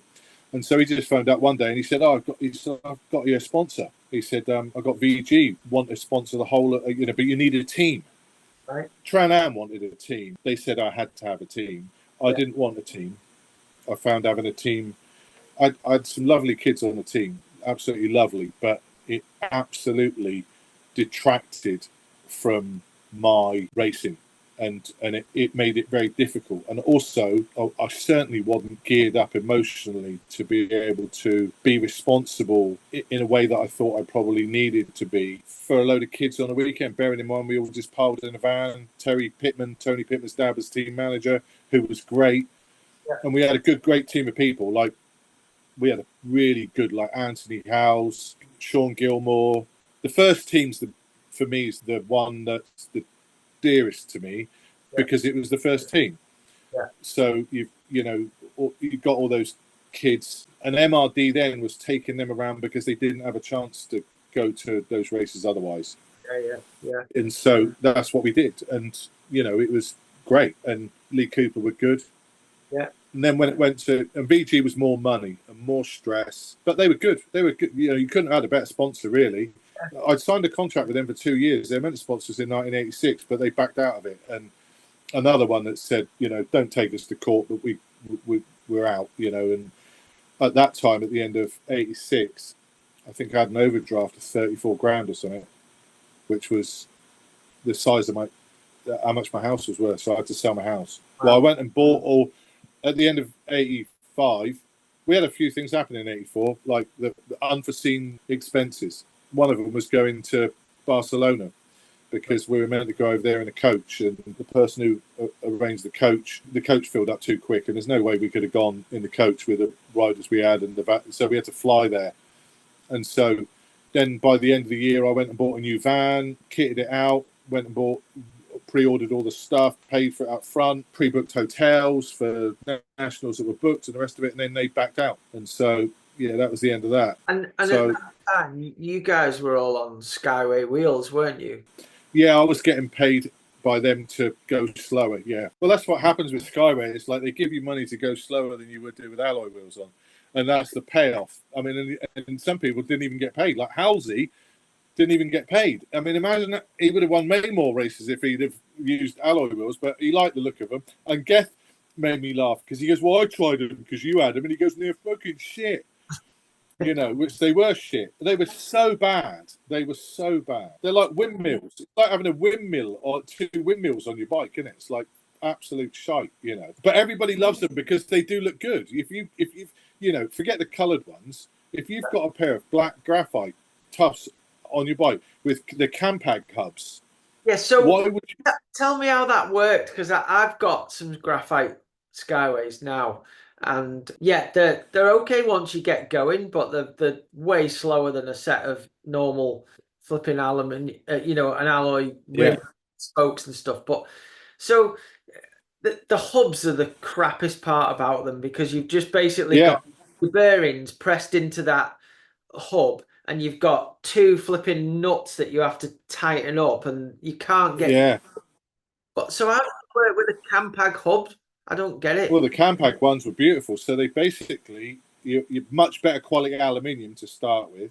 Yeah. Machined much better. Everything around the way that the hub connected in the middle was better. And then they had all Campag internals. So all Campag axles, races, ball seatings, ball bearings, nuts, washers, the lot. You know those beautiful Campag track. Yeah, I had some Campag hubs on a set of 1 3/8 when I was young. They were beautiful. Amazing. Yeah, but on the Skyway hub, because it's just that it's got that metal flange, and then it's got the plastic wheel. How did they get the hub integrated into that?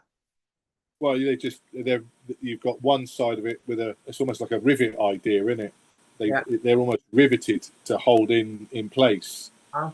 And that's the problem as well. If they're not seated properly, then you end up with exactly. Like when they sent me one pair, the way I would test wheels is there's a hill near where I live called Constitution Hill. And if you start at the top of it, freewheeling, you could probably do about 50 at the bottom of the hill. With them Skyways on, they nearly chucked me off about 3/4 of the way down. They like wobbling all over the road. And then you ever had the problem trying to get a tyre seated on the damn thing properly? Next thing I was going to ask you, when I was a kid, I didn't even, because I had a set of Skyways on my like mess about bike, we used to call it. So like if I had a new bike for the year, I used my old bike for jumping and stuff, so I didn't wreck my bike. And my dad got me a set of Skyways because I wanted a set and for messing about on. But now, if I try and seat a tyre on and pump it up hard enough for my weight now, it's impossible. The thing's just going like this. Yeah, to try and seat them's a nightmare. It takes ages. You have to put bloody fairy liquid on all the beads. And even then, that wouldn't guarantee that you put it in a wheel truing thing and get the measurement. It's going like that.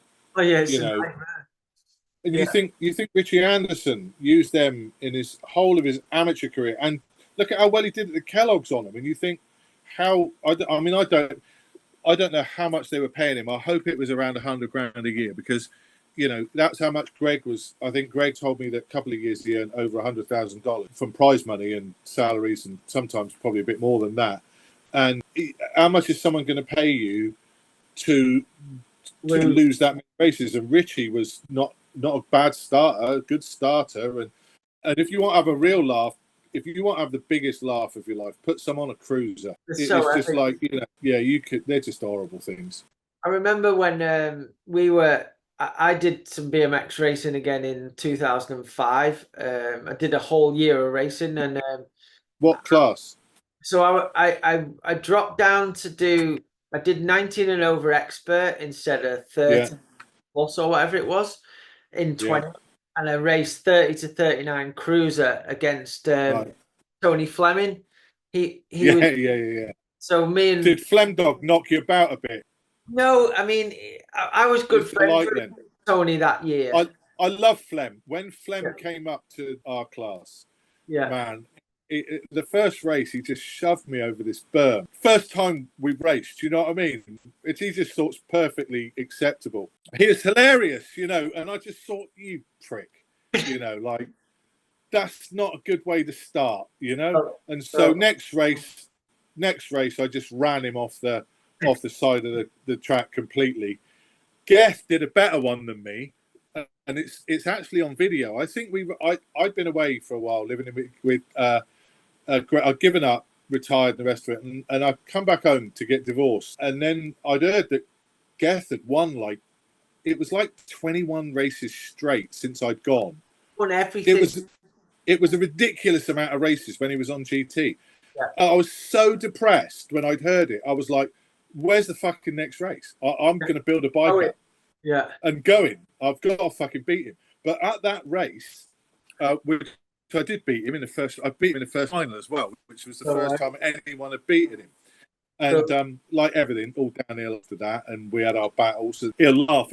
That was his gate jumping period, which, of course, you speak to Geff, he never did any gate jumping ever. But of course, he'll be laughing as I say this if he could be bothered to listen to it, which doesn't matter whether he does or not. But anyway, he did this great move on Flem, and that basically what he did is they were going around this right-hander. He just sacrificed position and just put his arm through Flem's arm. Yeah. And you just see him drag Flem to the ground. Yeah, it is just absolutely hilarious. Yeah, and that made it did, and Flem will be laughing as well. It made him understand that when you're racing everybody week in, week out, don't be a wanker. It's like I'm not going to mention this rider's name, but there's a rider that we both know who is known on the last straight for just completely doing that. If you're behind them, it's like if you want to be the biggest on the track of all time, that's the kind of stuff to do. And some people do it, and they don't even mind doing it. No. They don't mind They don't mind it at all, and they just go, "Well, that's racing, buddy." Yeah. It's like the Barshas of this world, you know, the motocross Yeah. rider Justin Barsha. They're No, dickheads that you have to race with, and you just really. have to accept. Yeah, There's some people they're always gonna be dickheads, and that rider I was talking about never gonna change. a funny thing that you were saying to me about Flemmo was obviously we were older then. I was like early 30s. Flemmo would have been like mid 30s, but he's strong. You know, he's stronger than me. Yeah, he's huge, isn't he? Yeah, he's even then. But I'd just come from racing mountain bikes for years. I'd had a bad foot injury, so I had a year out. But I was still good on a bike. Do you know? I was quite good on my bike, and I was quite Yeah, yeah, pedal okay, and I was a lot stronger than I was when I was a kid, which was that's why I was never that good as a kid. I couldn't pedal fast enough, but I was good at cornering and I was good at jumping and manuals and stuff. So me and Flem had a real good battle going on that year. It was between me and him in the cruiser class, other than I think at the Europeans, like Hilly had dropped down from pro and race against us. And yeah, me and Flem were on flat pedals. I've never even tried clips, but you know, Flem had this huge thing about no clips, and he yeah. made t-shirts. He had a massive campaign. He fell out with people over it. Yeah, yeah. I loved him. I loved him for that. Like, Yeah, and I love it. I love him anyway. But I loved him for that. You know. yeah, same. But I've always rode flat pedals. I'd never ride clips, but not to the extent where I'm going to like flip and do all that. And Yeah, but anyway, we went to a national, and Flem had played mind games even in his 30s. So like, if he knew I was doing well, I think I won the first national. He might have won the second one, and I won one, and we were basically going like this. And he had, even though he's so strong, he had to have the lightest bike and all this. I was just on a Chrome S&M cruiser with, I yeah, didn't bothered about all that. And it was going on about all this no clips and the racing, and we were at Decoy, right? And on you went down the first straight, and then it turned right, and then it sort of came back on itself, and then there was another straight that was coming opposite way next to the start straight, and it had a huge double on the end of it into a left-hand corner, and there was no tarmac turns or anything. Anyway, I think Flem had done one of his things where he tells the starter to hold the gate about 4 times, to try and get into your head on yeah, the yeah, start. yeah, Anyway, I was next to him and on the gate, which always put me off because he leaned so far back, and then yeah. I hit the gate like. Well, it's like throwing him gating's like throwing a sack of spuds over the gate, isn't it? Do you know what I mean? It's like the sack of spuds is coming over. Yeah, but he's got the power to keep it going. Yeah, yeah, total. And anyway, to be honest, at the time, the other guys in our class, they were kind of not as good as us two in that year. Yeah. So like, I hit the gate. Flem came in my lane. Literally, I was behind him, like in my lane. Yeah. So I had to sort of stop pedaling a bit. And anyway, I got through the first straight. I managed to jump some big doubles, got into second, like rail the corners, and started gaining on him. And then out of the third corner was this straight with this big double on, and there was a triple out the corner, and I managed to hit the turn that good.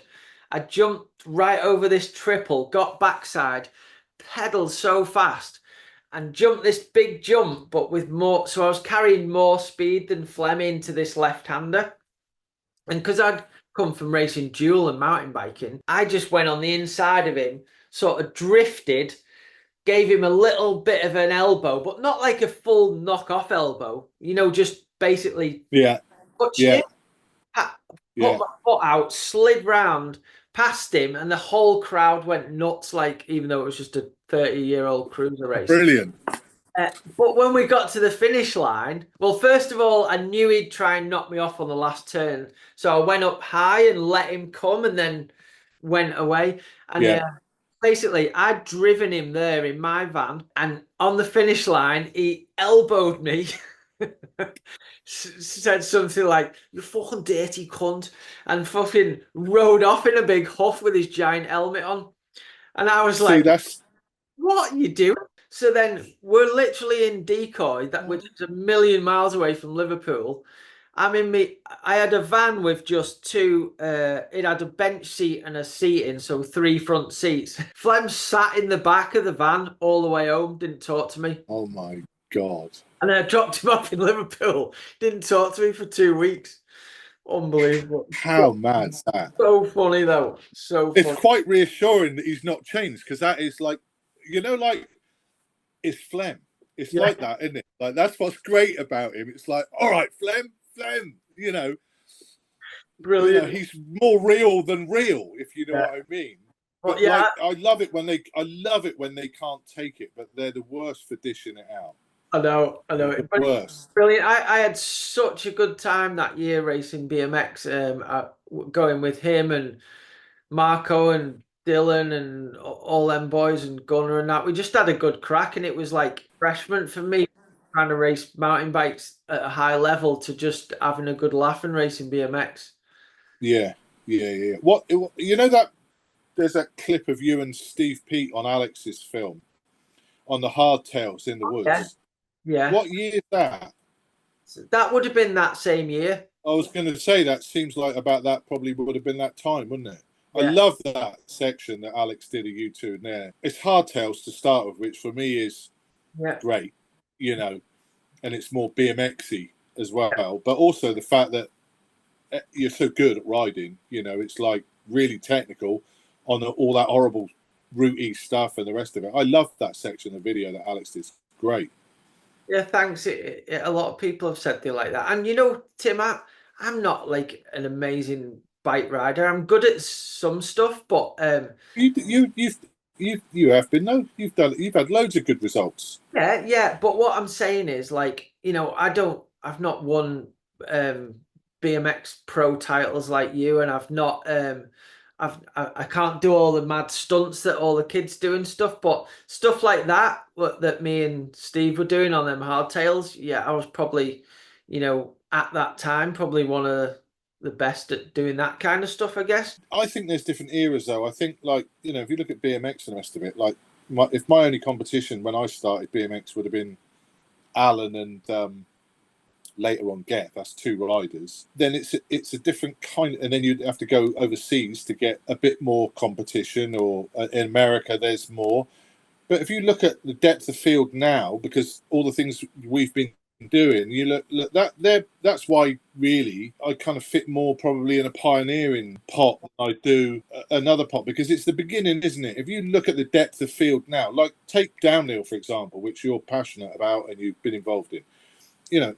Who do you like? So imagine what it's like for me with BMX. I go to my first race, I win it. I win the first race I go into. Yeah. I win my first national championship in the first year I do it. I win the first European championship I enter. Like, who could do that now in BMX or mountain biking or skateboarding? You couldn't do it. Why? Because it's huge. It's the depth of field is massive, and so it's as much as I was better in the rest of it. Obviously, I've been motorbike history and like going fast. That was a big help. I could handle a bike because I'd ridden a push bike since I was 3. Yeah. Like, that was my freedom. Yeah. But I think for me, I don't think those comparisons need making, because I think the thing for me now that is more important than the focus on what would have been when we were riding, which is this Tim March or Andy Ruffle, you don't really need that anymore. Yeah. Because there's so many good riders. You can be now a national caliber downhill rider, or even international caliber downhill rider, only ride downhill, turn up at Whistler and get your ass kicked in about 5 minutes. Yeah. Yeah. So that level of riding is so much higher. So I don't think it matters. For me, what matters is what the people are like, yeah, and what the event looks like, yeah, and who looks great and who you like, because it's become even more of an art form. It's been refined over years and years and years and years. Yeah. Downhill, BMX. Yeah. I think downhill's gone back a bit with the super raked out steerer tubes. where it's now very difficult to ride. Clearly, to ride technical off-camber stuff with a very raked out bike, you can't ride it so well. The bike's tug in different ways, and that's been to do with the development of it. But if you look at actually forget downhill and you just go to really downhill away from what you see on TV on a screen, and you go to do downhill, then it's absolutely amazing. It's mind blowing. It's a shame it's expensive. That's the only thing I'd say. Yeah, and like just going off what you were saying, you and Andy Ruffle and Geth and all the other guys back in the day. To start off, you were the best that were around at that time, and that's what's helped the sport. All the sports evolve, and you have all done your part, and then I did a little bit of a part in downhilling for the UK and stuff, and but yeah, like you say, the level now, whether it's downhill, BMX racing, BMX park, whatever, it's gone so far from what it was. It's hard to even comprehend how the kids do that stuff, but they're just young, and that's the level it is. So that's where they're at, isn't it? It's they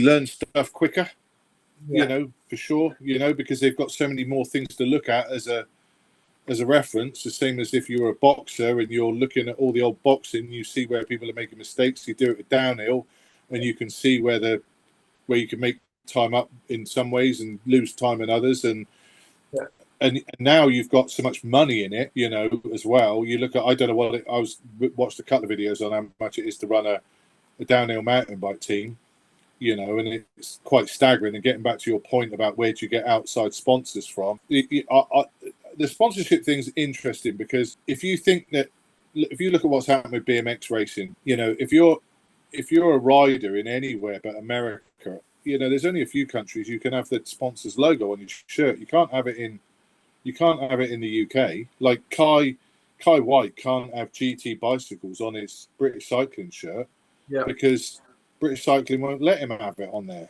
The same with Beth, is because British Cycling want their sponsors on there, and they get the money lottery, and they get but do Beth and Kai get enough money from British Cycling to justify having to lose it? What part of the money from the bank are they going to get coming in? And I think in America it's far more capitalist. So over here you've got taxpayers funding British Cycling through the lottery, and then British Cycling decide what goes on a jersey. In America it's different. So all of a sudden you've got the Americans on the line, and you'll see that Elise has got her sponsors on her jersey. Some of the Dutch have, I think, as well, and some of the other countries. But you think about sponsorship. Well, what is there in there? You can walk around like a Christmas tree with your sponsors all over you. Maybe like someone like Scott Beaumont does, which is Christmas tree sponsorship. Yeah. But and it's okay, I think, if you're socially media and active, maybe, and you've got a following. But if what are you going to get out of an outside sponsor putting money into BMX or mountain biking? So if you look at someone like Mapei, for example, that whacked a load of money into road racing. Colnago painted their bike colours Mapei colour. Your race gear was Mapei. All right, you go to the World Championships and you've got a national jersey on, but you've got Mapei's race pants on. You've got, the bike is still that colour. I think mountain biking, you've had all those issues, haven't you? With is it Disney that's taken over the filming, and you got Red Bull destroy. You got Red Bull take the soul out of downhill by not allowing anybody else on the hill to film. I mean, I can remember when Alex was up the hill, and all of a sudden they're starting to ban people from filming, and so you've got a whole group of people that were making an amazing editorial that was different than what you'd see on live TV behind the. You're not even allowed to do it, and so commercial interests that aren't really interested in the sports but are interested in viewers. So they're not really interested in the sports. They're interested in the viewers because they want to sell adverts to the people who are watching. Yeah. they're not really interested in how much money you're earning or how much money that kid's earning going down a hill, who's paying for their bike, have they got enough money to get from race. They don't care. And that, to me, and it's not just mountain bike's problem, it's not just BMX's problem, it's just a general overarching problem where commercial interests that big, you just become like a little marionette pulled by all these different strings. And it's heartbreaking for me, because I've come from a bit where you could just go, fuck off, I'm not doing it. And I earned money. I carried on earning money. Yeah. You know, I could go and get someone else. All right, Kellogg's are going to put the TV series on, and the Kellogg's are going to let me put VG on it, and VG are going to give me a load of money because my team are going to be on it. Yeah. Kellogg's aren't saying to me, "You've all got a race with Kellogg's on your jerseys." Yeah. Because if they had done, I wouldn't be there, because that would be that. And so there's no. What I'm saying is probably there's no give and take, and the big bit is not listening to the other bit. Yeah, and that's definitely going on. I saw Bernard Kerr, who I think does an amazing job of running a team, like doing as much social media and YouTube stuff as he does, and still gets the results and can ride a bike like he does.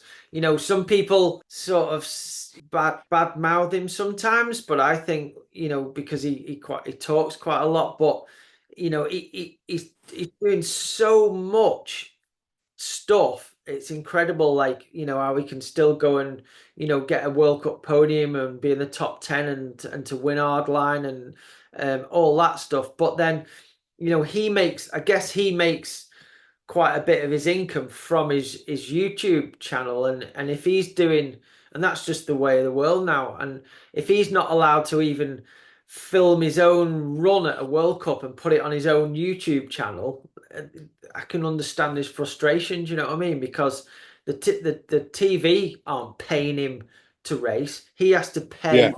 He has to pay them to take his team there. That's the thing that I totally disagree with. I think all the World Cup teams that are spending all that much money to sponsor the riders, to get their infrastructure, to put the team budget together, they shouldn't then have to pay the organisation to go to their races. If they didn't go to their races, the organisation wouldn't have any race. They wouldn't have any TV. So it's all. Well, that gets back. But I think what you're talking about now, it seems to be in lots of areas, is that unless you have a riders association, unless you have all the manufacturers get together and they go, enough is enough, and they start to have a union, this notion that unions are bad, or that unions mean that people are going to be lazy, and all this crap that they put about that try and stop people getting together to make joint decisions that are going to look after people in the right way so that all people benefit. It's not like they're trying to make you lose money. They don't want Disney to lose money or lose viewers. They just want something equitable, don't they, to be involved in.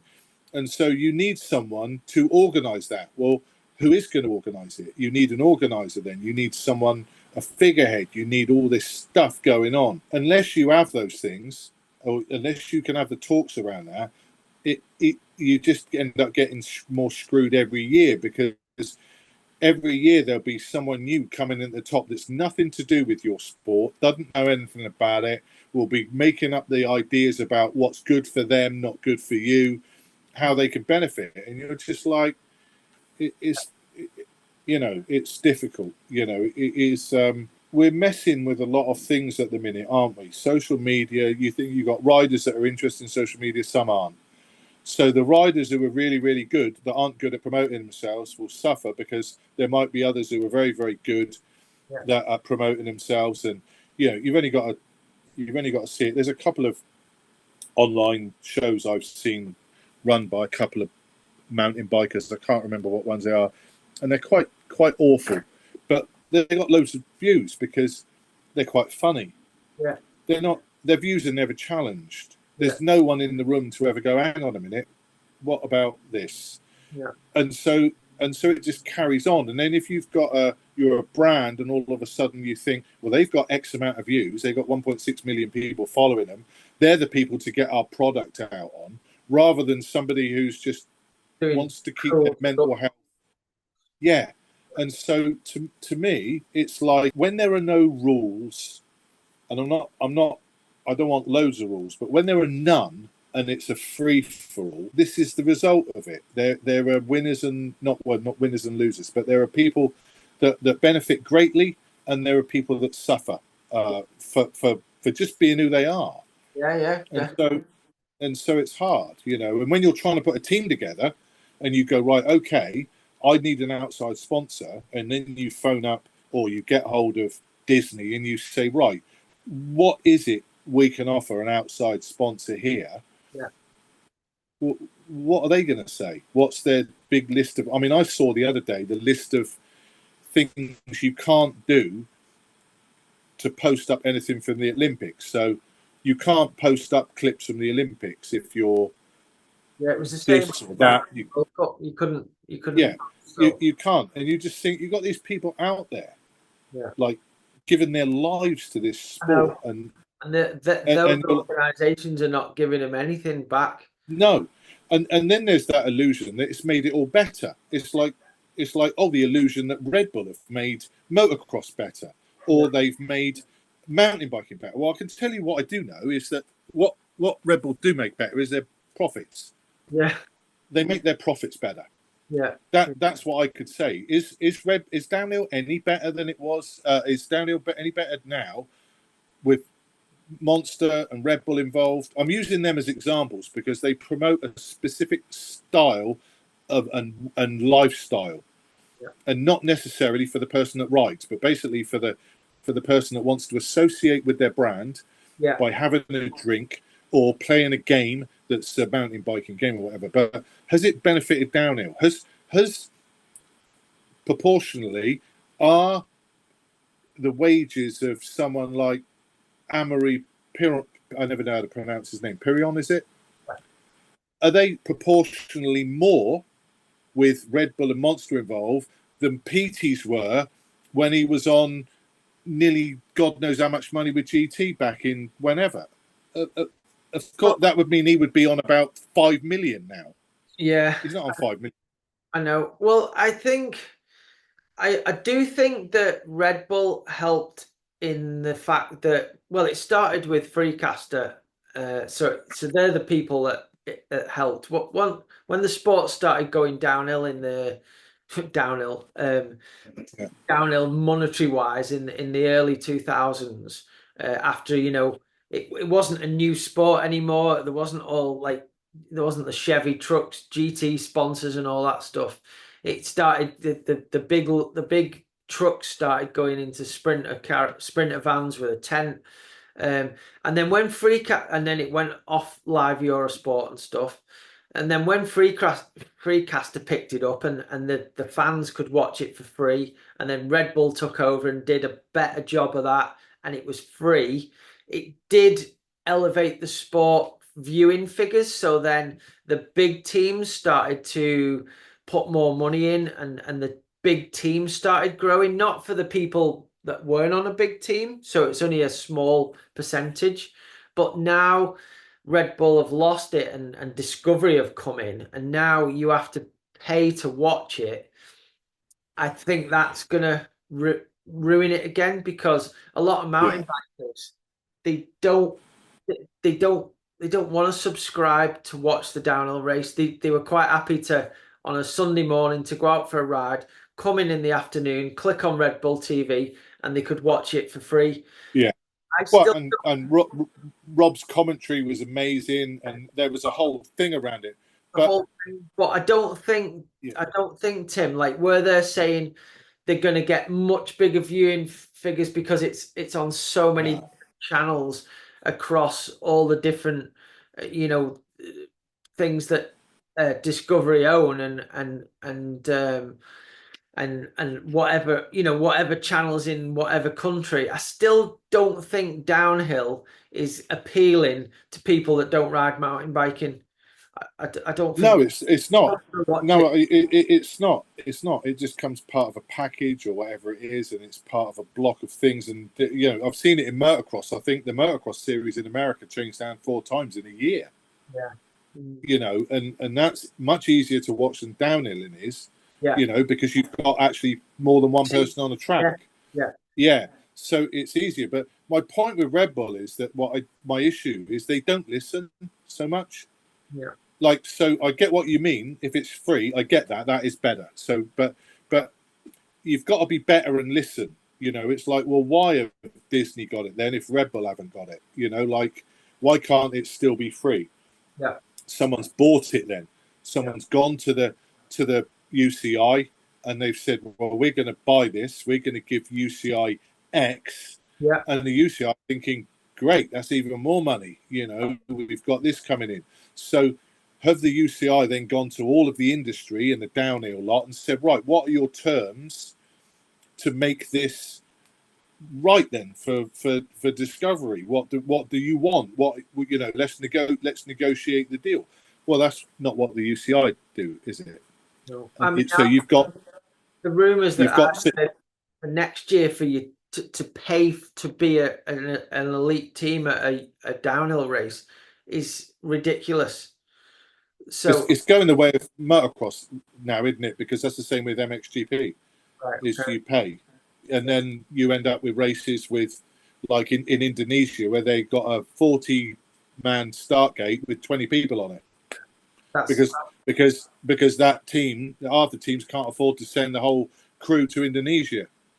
That's what and so there'll be like a few elite teams, and nobody else will be able.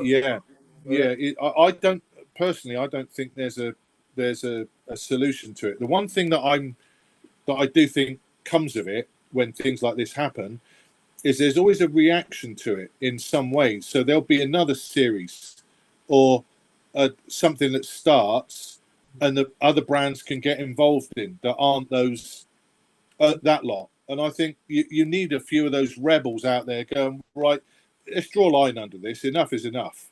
Yeah. It's like all the people that race. It's like the people that race 2-stroke motocross bikes now. Do you know what I mean? They've gone like, we're not buying 4-strokes anymore. Yeah. They blow up after X amount of hours. They once they blow up, we can't afford to fix them. Yeah. We're just going to race 2-strokes, and we're going to go to these tracks. We don't want to be at those tracks. And I think what you're talking about to me is that if you look at what brands want, is they want very, very predictable answers to questions. How many viewers have we got? Are they what's their demographic? Are they likely to buy a product off us if we advertise on there? Blah, blah, blah, blah, blah. Yeah. And because of that, your sports at that top level is always going to get dumbed down. Yeah. Look at F1. Look at how dumbed down F1 is. It's so fixed and appealing and narrow now. Yeah. It's what will happen with downhill. It's what will happen with motocross. It's like, okay, there we are then. And I'm not being negative because I actually like what comes from the fallout of that. Yeah. What's the answer when Cannondale or YT or Santa Cruz, what's their answer to that then? If they're not like it, what are they going to do? Let's put some events on. Let's put 8 events on a year, 12 events on a year that we do ourselves. Yeah. And we do it differently. Mm-hmm. Yeah. Get some other people involved. Yeah. I mean, I guess Crankworx is sort of doing that, but there's not as many events as the World Cup, and it's still not prestigious to races of the World Cup. But that doesn't mean that couldn't be in the future if somebody puts enough, a big sponsor gets involved with Crankworx. Crankworx could have, a 6-8 round series with a downhill race at every one of those. Well, you could do a downhill donations, couldn't you? No one's done one where you've got you take 5 riders of different age groups, senior. I don't know how you split the age groups up, so you have to excuse me, but you got. So what have you got? You've got your pros, then you've got juniors, and then so you get 5 riders on a team or something like that, and from every country, and you have one event a year that does that, and you pull all the countries together or something. That's something that they're not doing. No, they tried to do it with the Enduro World Series before it went into the same thing as the downhill, but it wasn't. I didn't think it quite worked the way they did it. But it was close to what you're saying, and that could be a really good event for sure. That might be something you get the TV involved in, and the rest of it. It might start off fledgling, and everybody just goes, right, the first year we just pitch in and see how it goes. Yeah. But the good thing is with downhills, you can normally find places where you've got weather that will work for that. Yeah, definitely. Well, just talking about events, Tim. Let's take it back to the early BMX days.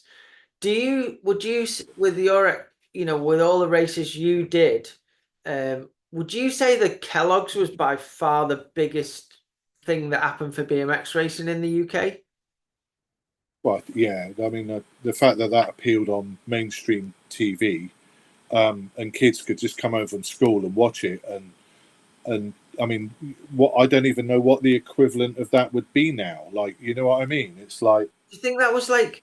Because I didn't go and race in America and stuff back then, other than the odd race I went to. Was there anything even as big as that in the US in the 80s? No, not on mainstream TV. No. They had television races. I think probably in the 70s when you had some of the motocross promoters doing the stuff in the Super Bowl, where you imagine having a BMX race at Liverpool's ground in the ground, and then that being televised as well, and that being beamed out at prime time, that would be absolutely massive. That would be bigger than the Kellogg's, and that's probably their Kellogg's. Those first pioneering things that happened over there, but in the 80s for BMX over there, not so much so, but definitely in the 70s, they had their Kellogg's moments for sure. And so, how did that come about? I think you were going to say how that came about. I think obviously through Andy Ruffles' manager, through Alan Rushton, through Sport for TV. So Alan Rushton's background is promoting bike races in this country, Tour of Britain, and all the rest of it. So you could Google Alan, you'll see all the stuff he's done. I think he was in partnership with Mick Bennett for a while. Don't know whether Mick's still involved in that. But basically, they pitched. They were, I think Kellogg's were involved in some other sports or something or other, and they obviously pitched BMX to Kellogg's and Channel 4, and it took off. And then Richard Grant was there with the magazine and the media. Birmingham Council were online with promoting and a budget, I would think, for the track and an area where it's easy for everybody to get to. So that's how it started. But the Birmingham track thing was the second year, wasn't it? The first 85, year, the first one was city by city, but that was connected to leaving the tracks there long term. So the councils were basically, they were promoting BMX and saying, look, if you can get a track here by this time, we can bring TV in. And your track's going to be on television. We're doing a series. It's going to be freestyle as well. The first series was brilliant. I thought it was. Well, because what was great about it was you did go to different areas. I can remember going to Newcastle. We went to Newcastle, and everybody gets off the coach and out there. I'd never heard a Newcastle accent up until then, and a kid comes up to me. And he goes to me, I always tell this to people that ask me because it was so good at the time. I'm typical Dorset, didn't leave Dorset really. And he goes, have you got any stickers for me, super goose? And I literally said, what? And he goes, stickers for me, super goose, mate, like whatever, And I had to ask him about 6 fucking times. And then his mate, in the end, had to tell me, it's like, stickers. And I was like, I still didn't get that super goose like bit. I couldn't get it at all. And it was just brilliant. And Newcastle was hilarious for me as well, because it was the only place I'd ever go where it's the every fucking race I go there, there'd be someone trying to nick my bike. And 2 years on the trot, I caught a kid riding my bike away that must have been about 8. And they were sat, you know how high I had my saddle? They'd be sat in the middle, their bum wouldn't even get to the saddle. And they'd be kind of going across a bumpy grass field, trying to pedal fast. And I literally could walk faster than they could pedal. And I just grab hold of them and just chuck them off the bike, you know. And it was always when I was going for a wee as well. You know what I mean? You just think, I'll just leave my bike outside the loose for a minute. And because, of course, no one steals anything down in where I live. You know, get the bloody Newcastle and pin everything down. I'm making gross generalizations and only joking to make the story, but you know what I mean is that there were some kids there that obviously just thought, you know, this is a great place to nick some bikes. Opportunity. Yeah, and I can remember at nationals that was a thing. There was always. It didn't matter where we went. I'm just telling you the Newcastle thing, but there was always a thing for groups of people that were there to nick bikes. That's so different now.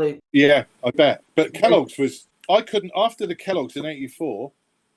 I couldn't go out in my local town, or in a restaurant, or there'd always be someone with their dad or their mum or whatever it is, and it was and then my mum and dad started getting hate phone calls. Yeah. We'd get people phone up just going, "Oh, your son, he's just, you know, he's on the telly. You think you're this and you think you're that," and because like everybody's phone number was available then, wasn't it? Do you know what I mean? And like I couldn't go out. I didn't like it, but when I was doing the Lee Cooper thing, we had to open up a load of shops. You know, we'd go around the Lee Cooper shops, and they'd invite all the people there, and there'd be loads of kids there in these Army and Navy store shops. You know, like they would sell Lee Cooper jeans, and you'd sign autographs. And it's not that I love kids. I couldn't handle the fact that they liked me because I rode a bike, or I was great, or thought I was great because I rode a bike, because I felt like a bit of a mess, really. Emotionally, I might have given the appearance of being successful on a bike and a good bike rider and the rest of it, but emotionally, I was wrecked. I was a wreck, really. Right. And so I've never coped very well with that. I mean, obviously you see this similar things in mountain biking, and some mountain bikers, you know, become recognizable, and some of them love that, and some of them are really good at using that. And then, you know, there's people like Sam Hill, who rode for us, and, you know, he's one of the best downhillers ever. He reminds me more of you. He doesn't like showing off and talking about how good he is to people that he doesn't know. That's just a personality, and some. Like, well, look at Petey. That's the logo showing. Look, you know, that like Petey's just so good at it and likes it. You know, Warner loves it. Yeah. Rob's driven in a different way, isn't he? You know what I mean? Like when we were doing the commentary of Freecaster, me and Rob would be writing out all these lines as to what they were going to get laughs, and there's a side of him that's Steve's serious about Steve. Yeah, I think Rob's loose in terms of how different they are, and I think that's why, for me, if you want to look at two people that, like, Rob could have had a good career in downhilling if he could focus, train, or you know, he could write a list of things out. It wasn't like he was a bad bike rider, Rob, is it? You know, apart from when he goes through the trails with it, looks like he's got a 4x2 in his back, but you know, and his sock choices in the 90s weren't so good. But in terms of their characters, Steve is, I would say, more comfortable. This is only, so I'm not trying to psychoanalyze them. It's just from what I've seen and being with both of them, is Steve's a lot more comfortable being Steve, where Warner is more like, you know, he's like Jimmy the Fidget, isn't he? Do you know what I mean? It's just like, Warner's just like, I mean, I've been in a car with him, and I don't think I've ever been so scared in my whole life as when I got in the car with him and drove around to those World Cups. it literally, and I'm not exaggerating, I was like, right, well, if I die on this trip, then I'm just going to have to accept that's just part of this trip, because it's unhinged. Yeah. And he is unhinged, like in ways that unless you've been with him, you can't describe. We were, I got to tell you this story. This is funny, right? So we were with Freecastle. I can't remember where we were. It might have been Mount St. Anne or something like that, right? So he's got the credit card, and at every race we go to, he dyes his hair black, doesn't he? Yeah. Right? Yeah. So he dyes his hair black. So we're at this hotel, and everything in the bathroom area is white marble. Yeah, I've been in the same hotels. White marble.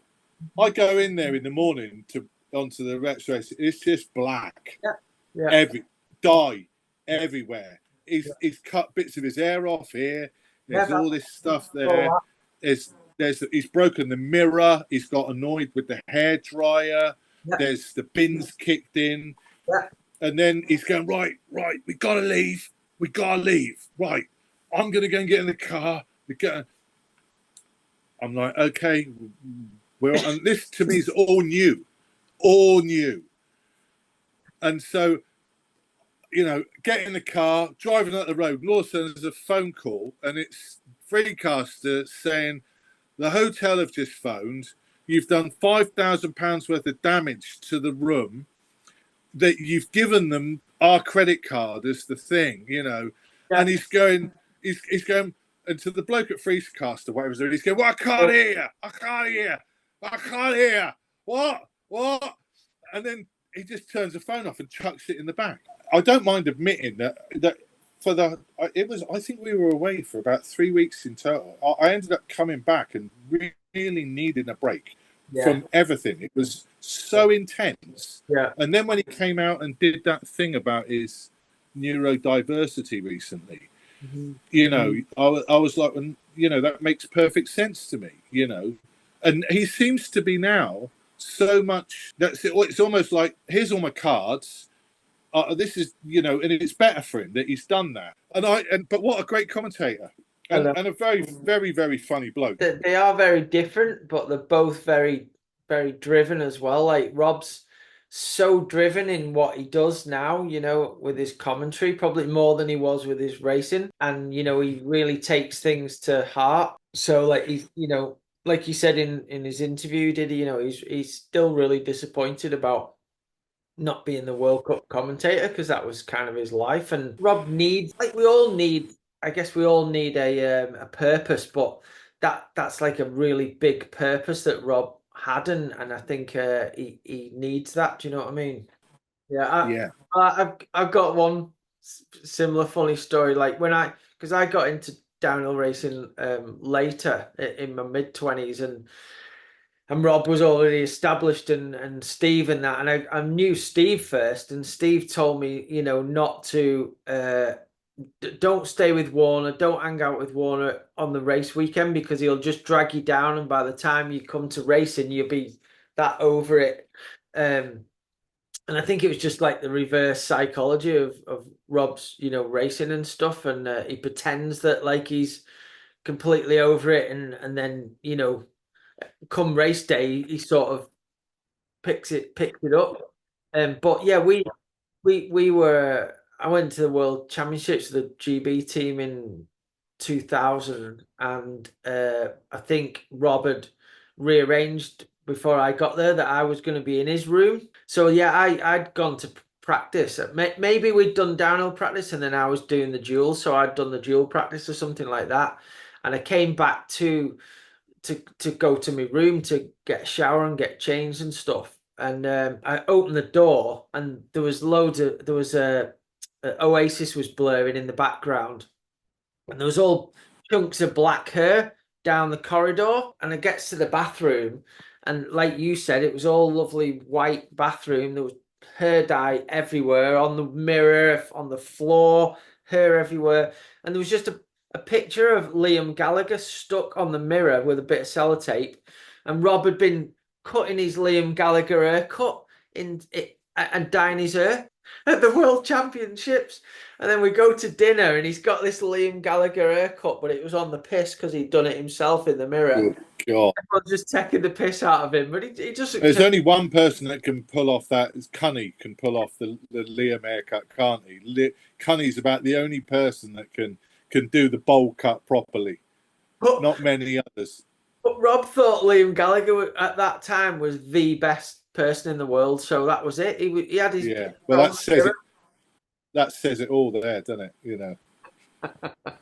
Well, it's flipping to me. He's a one-off for sure. Like, well, Petey told me some stories, obviously about him. You know, that ended up in the book. So, you know, yeah.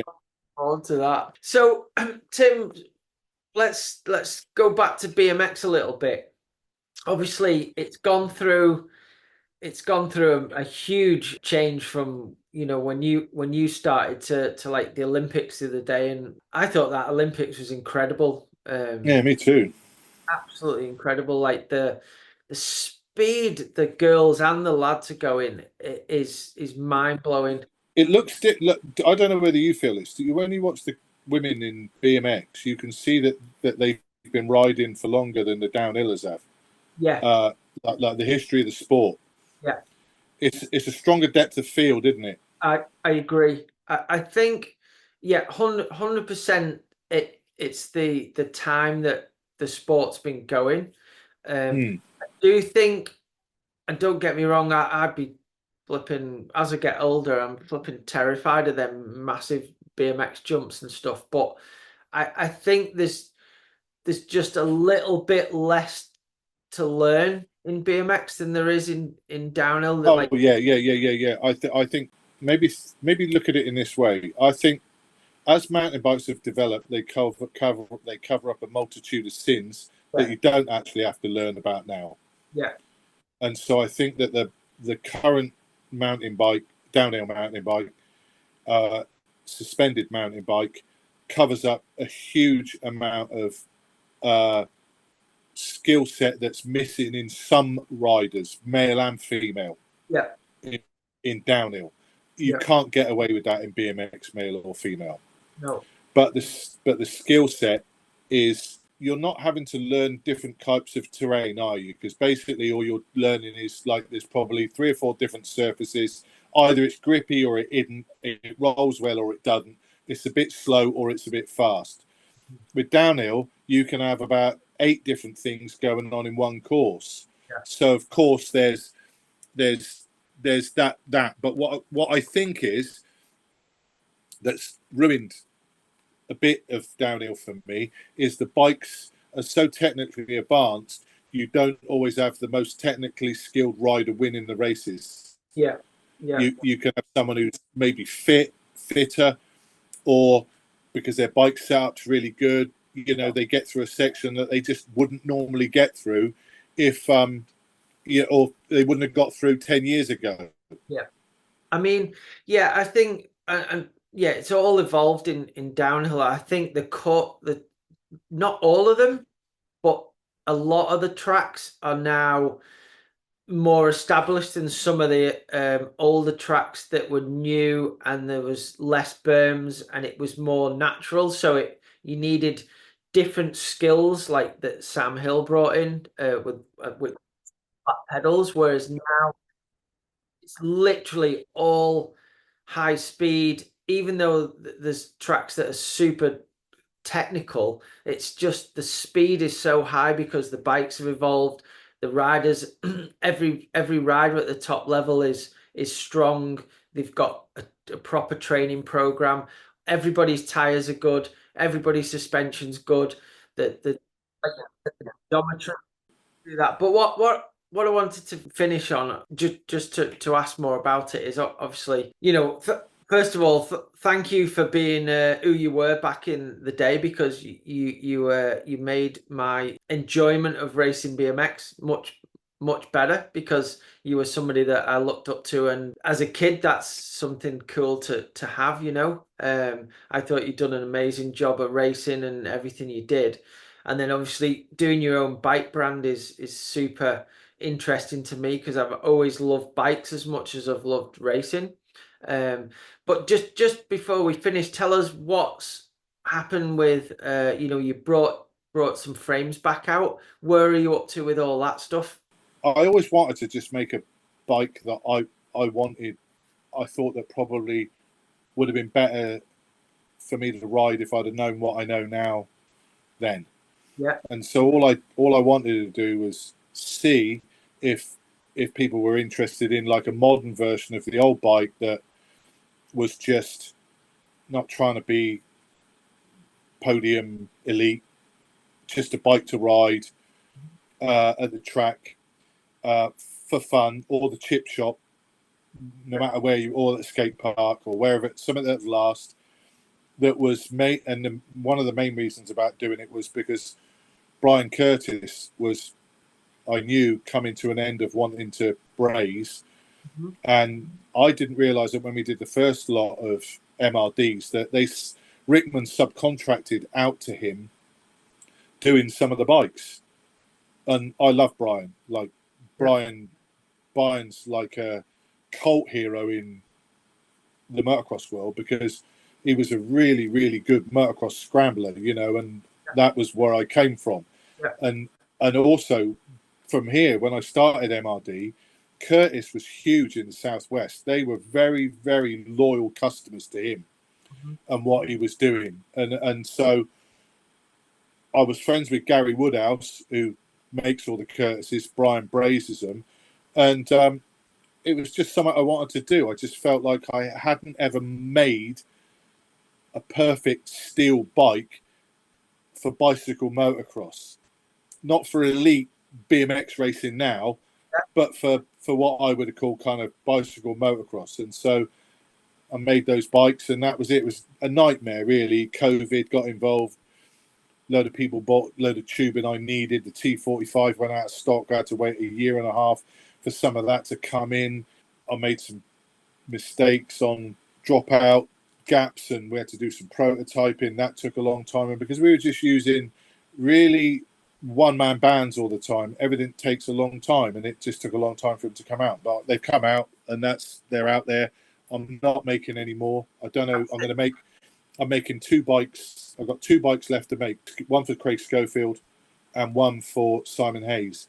And they're both prototype, one-off titanium bikes that I'm just in the process of doing at the minute.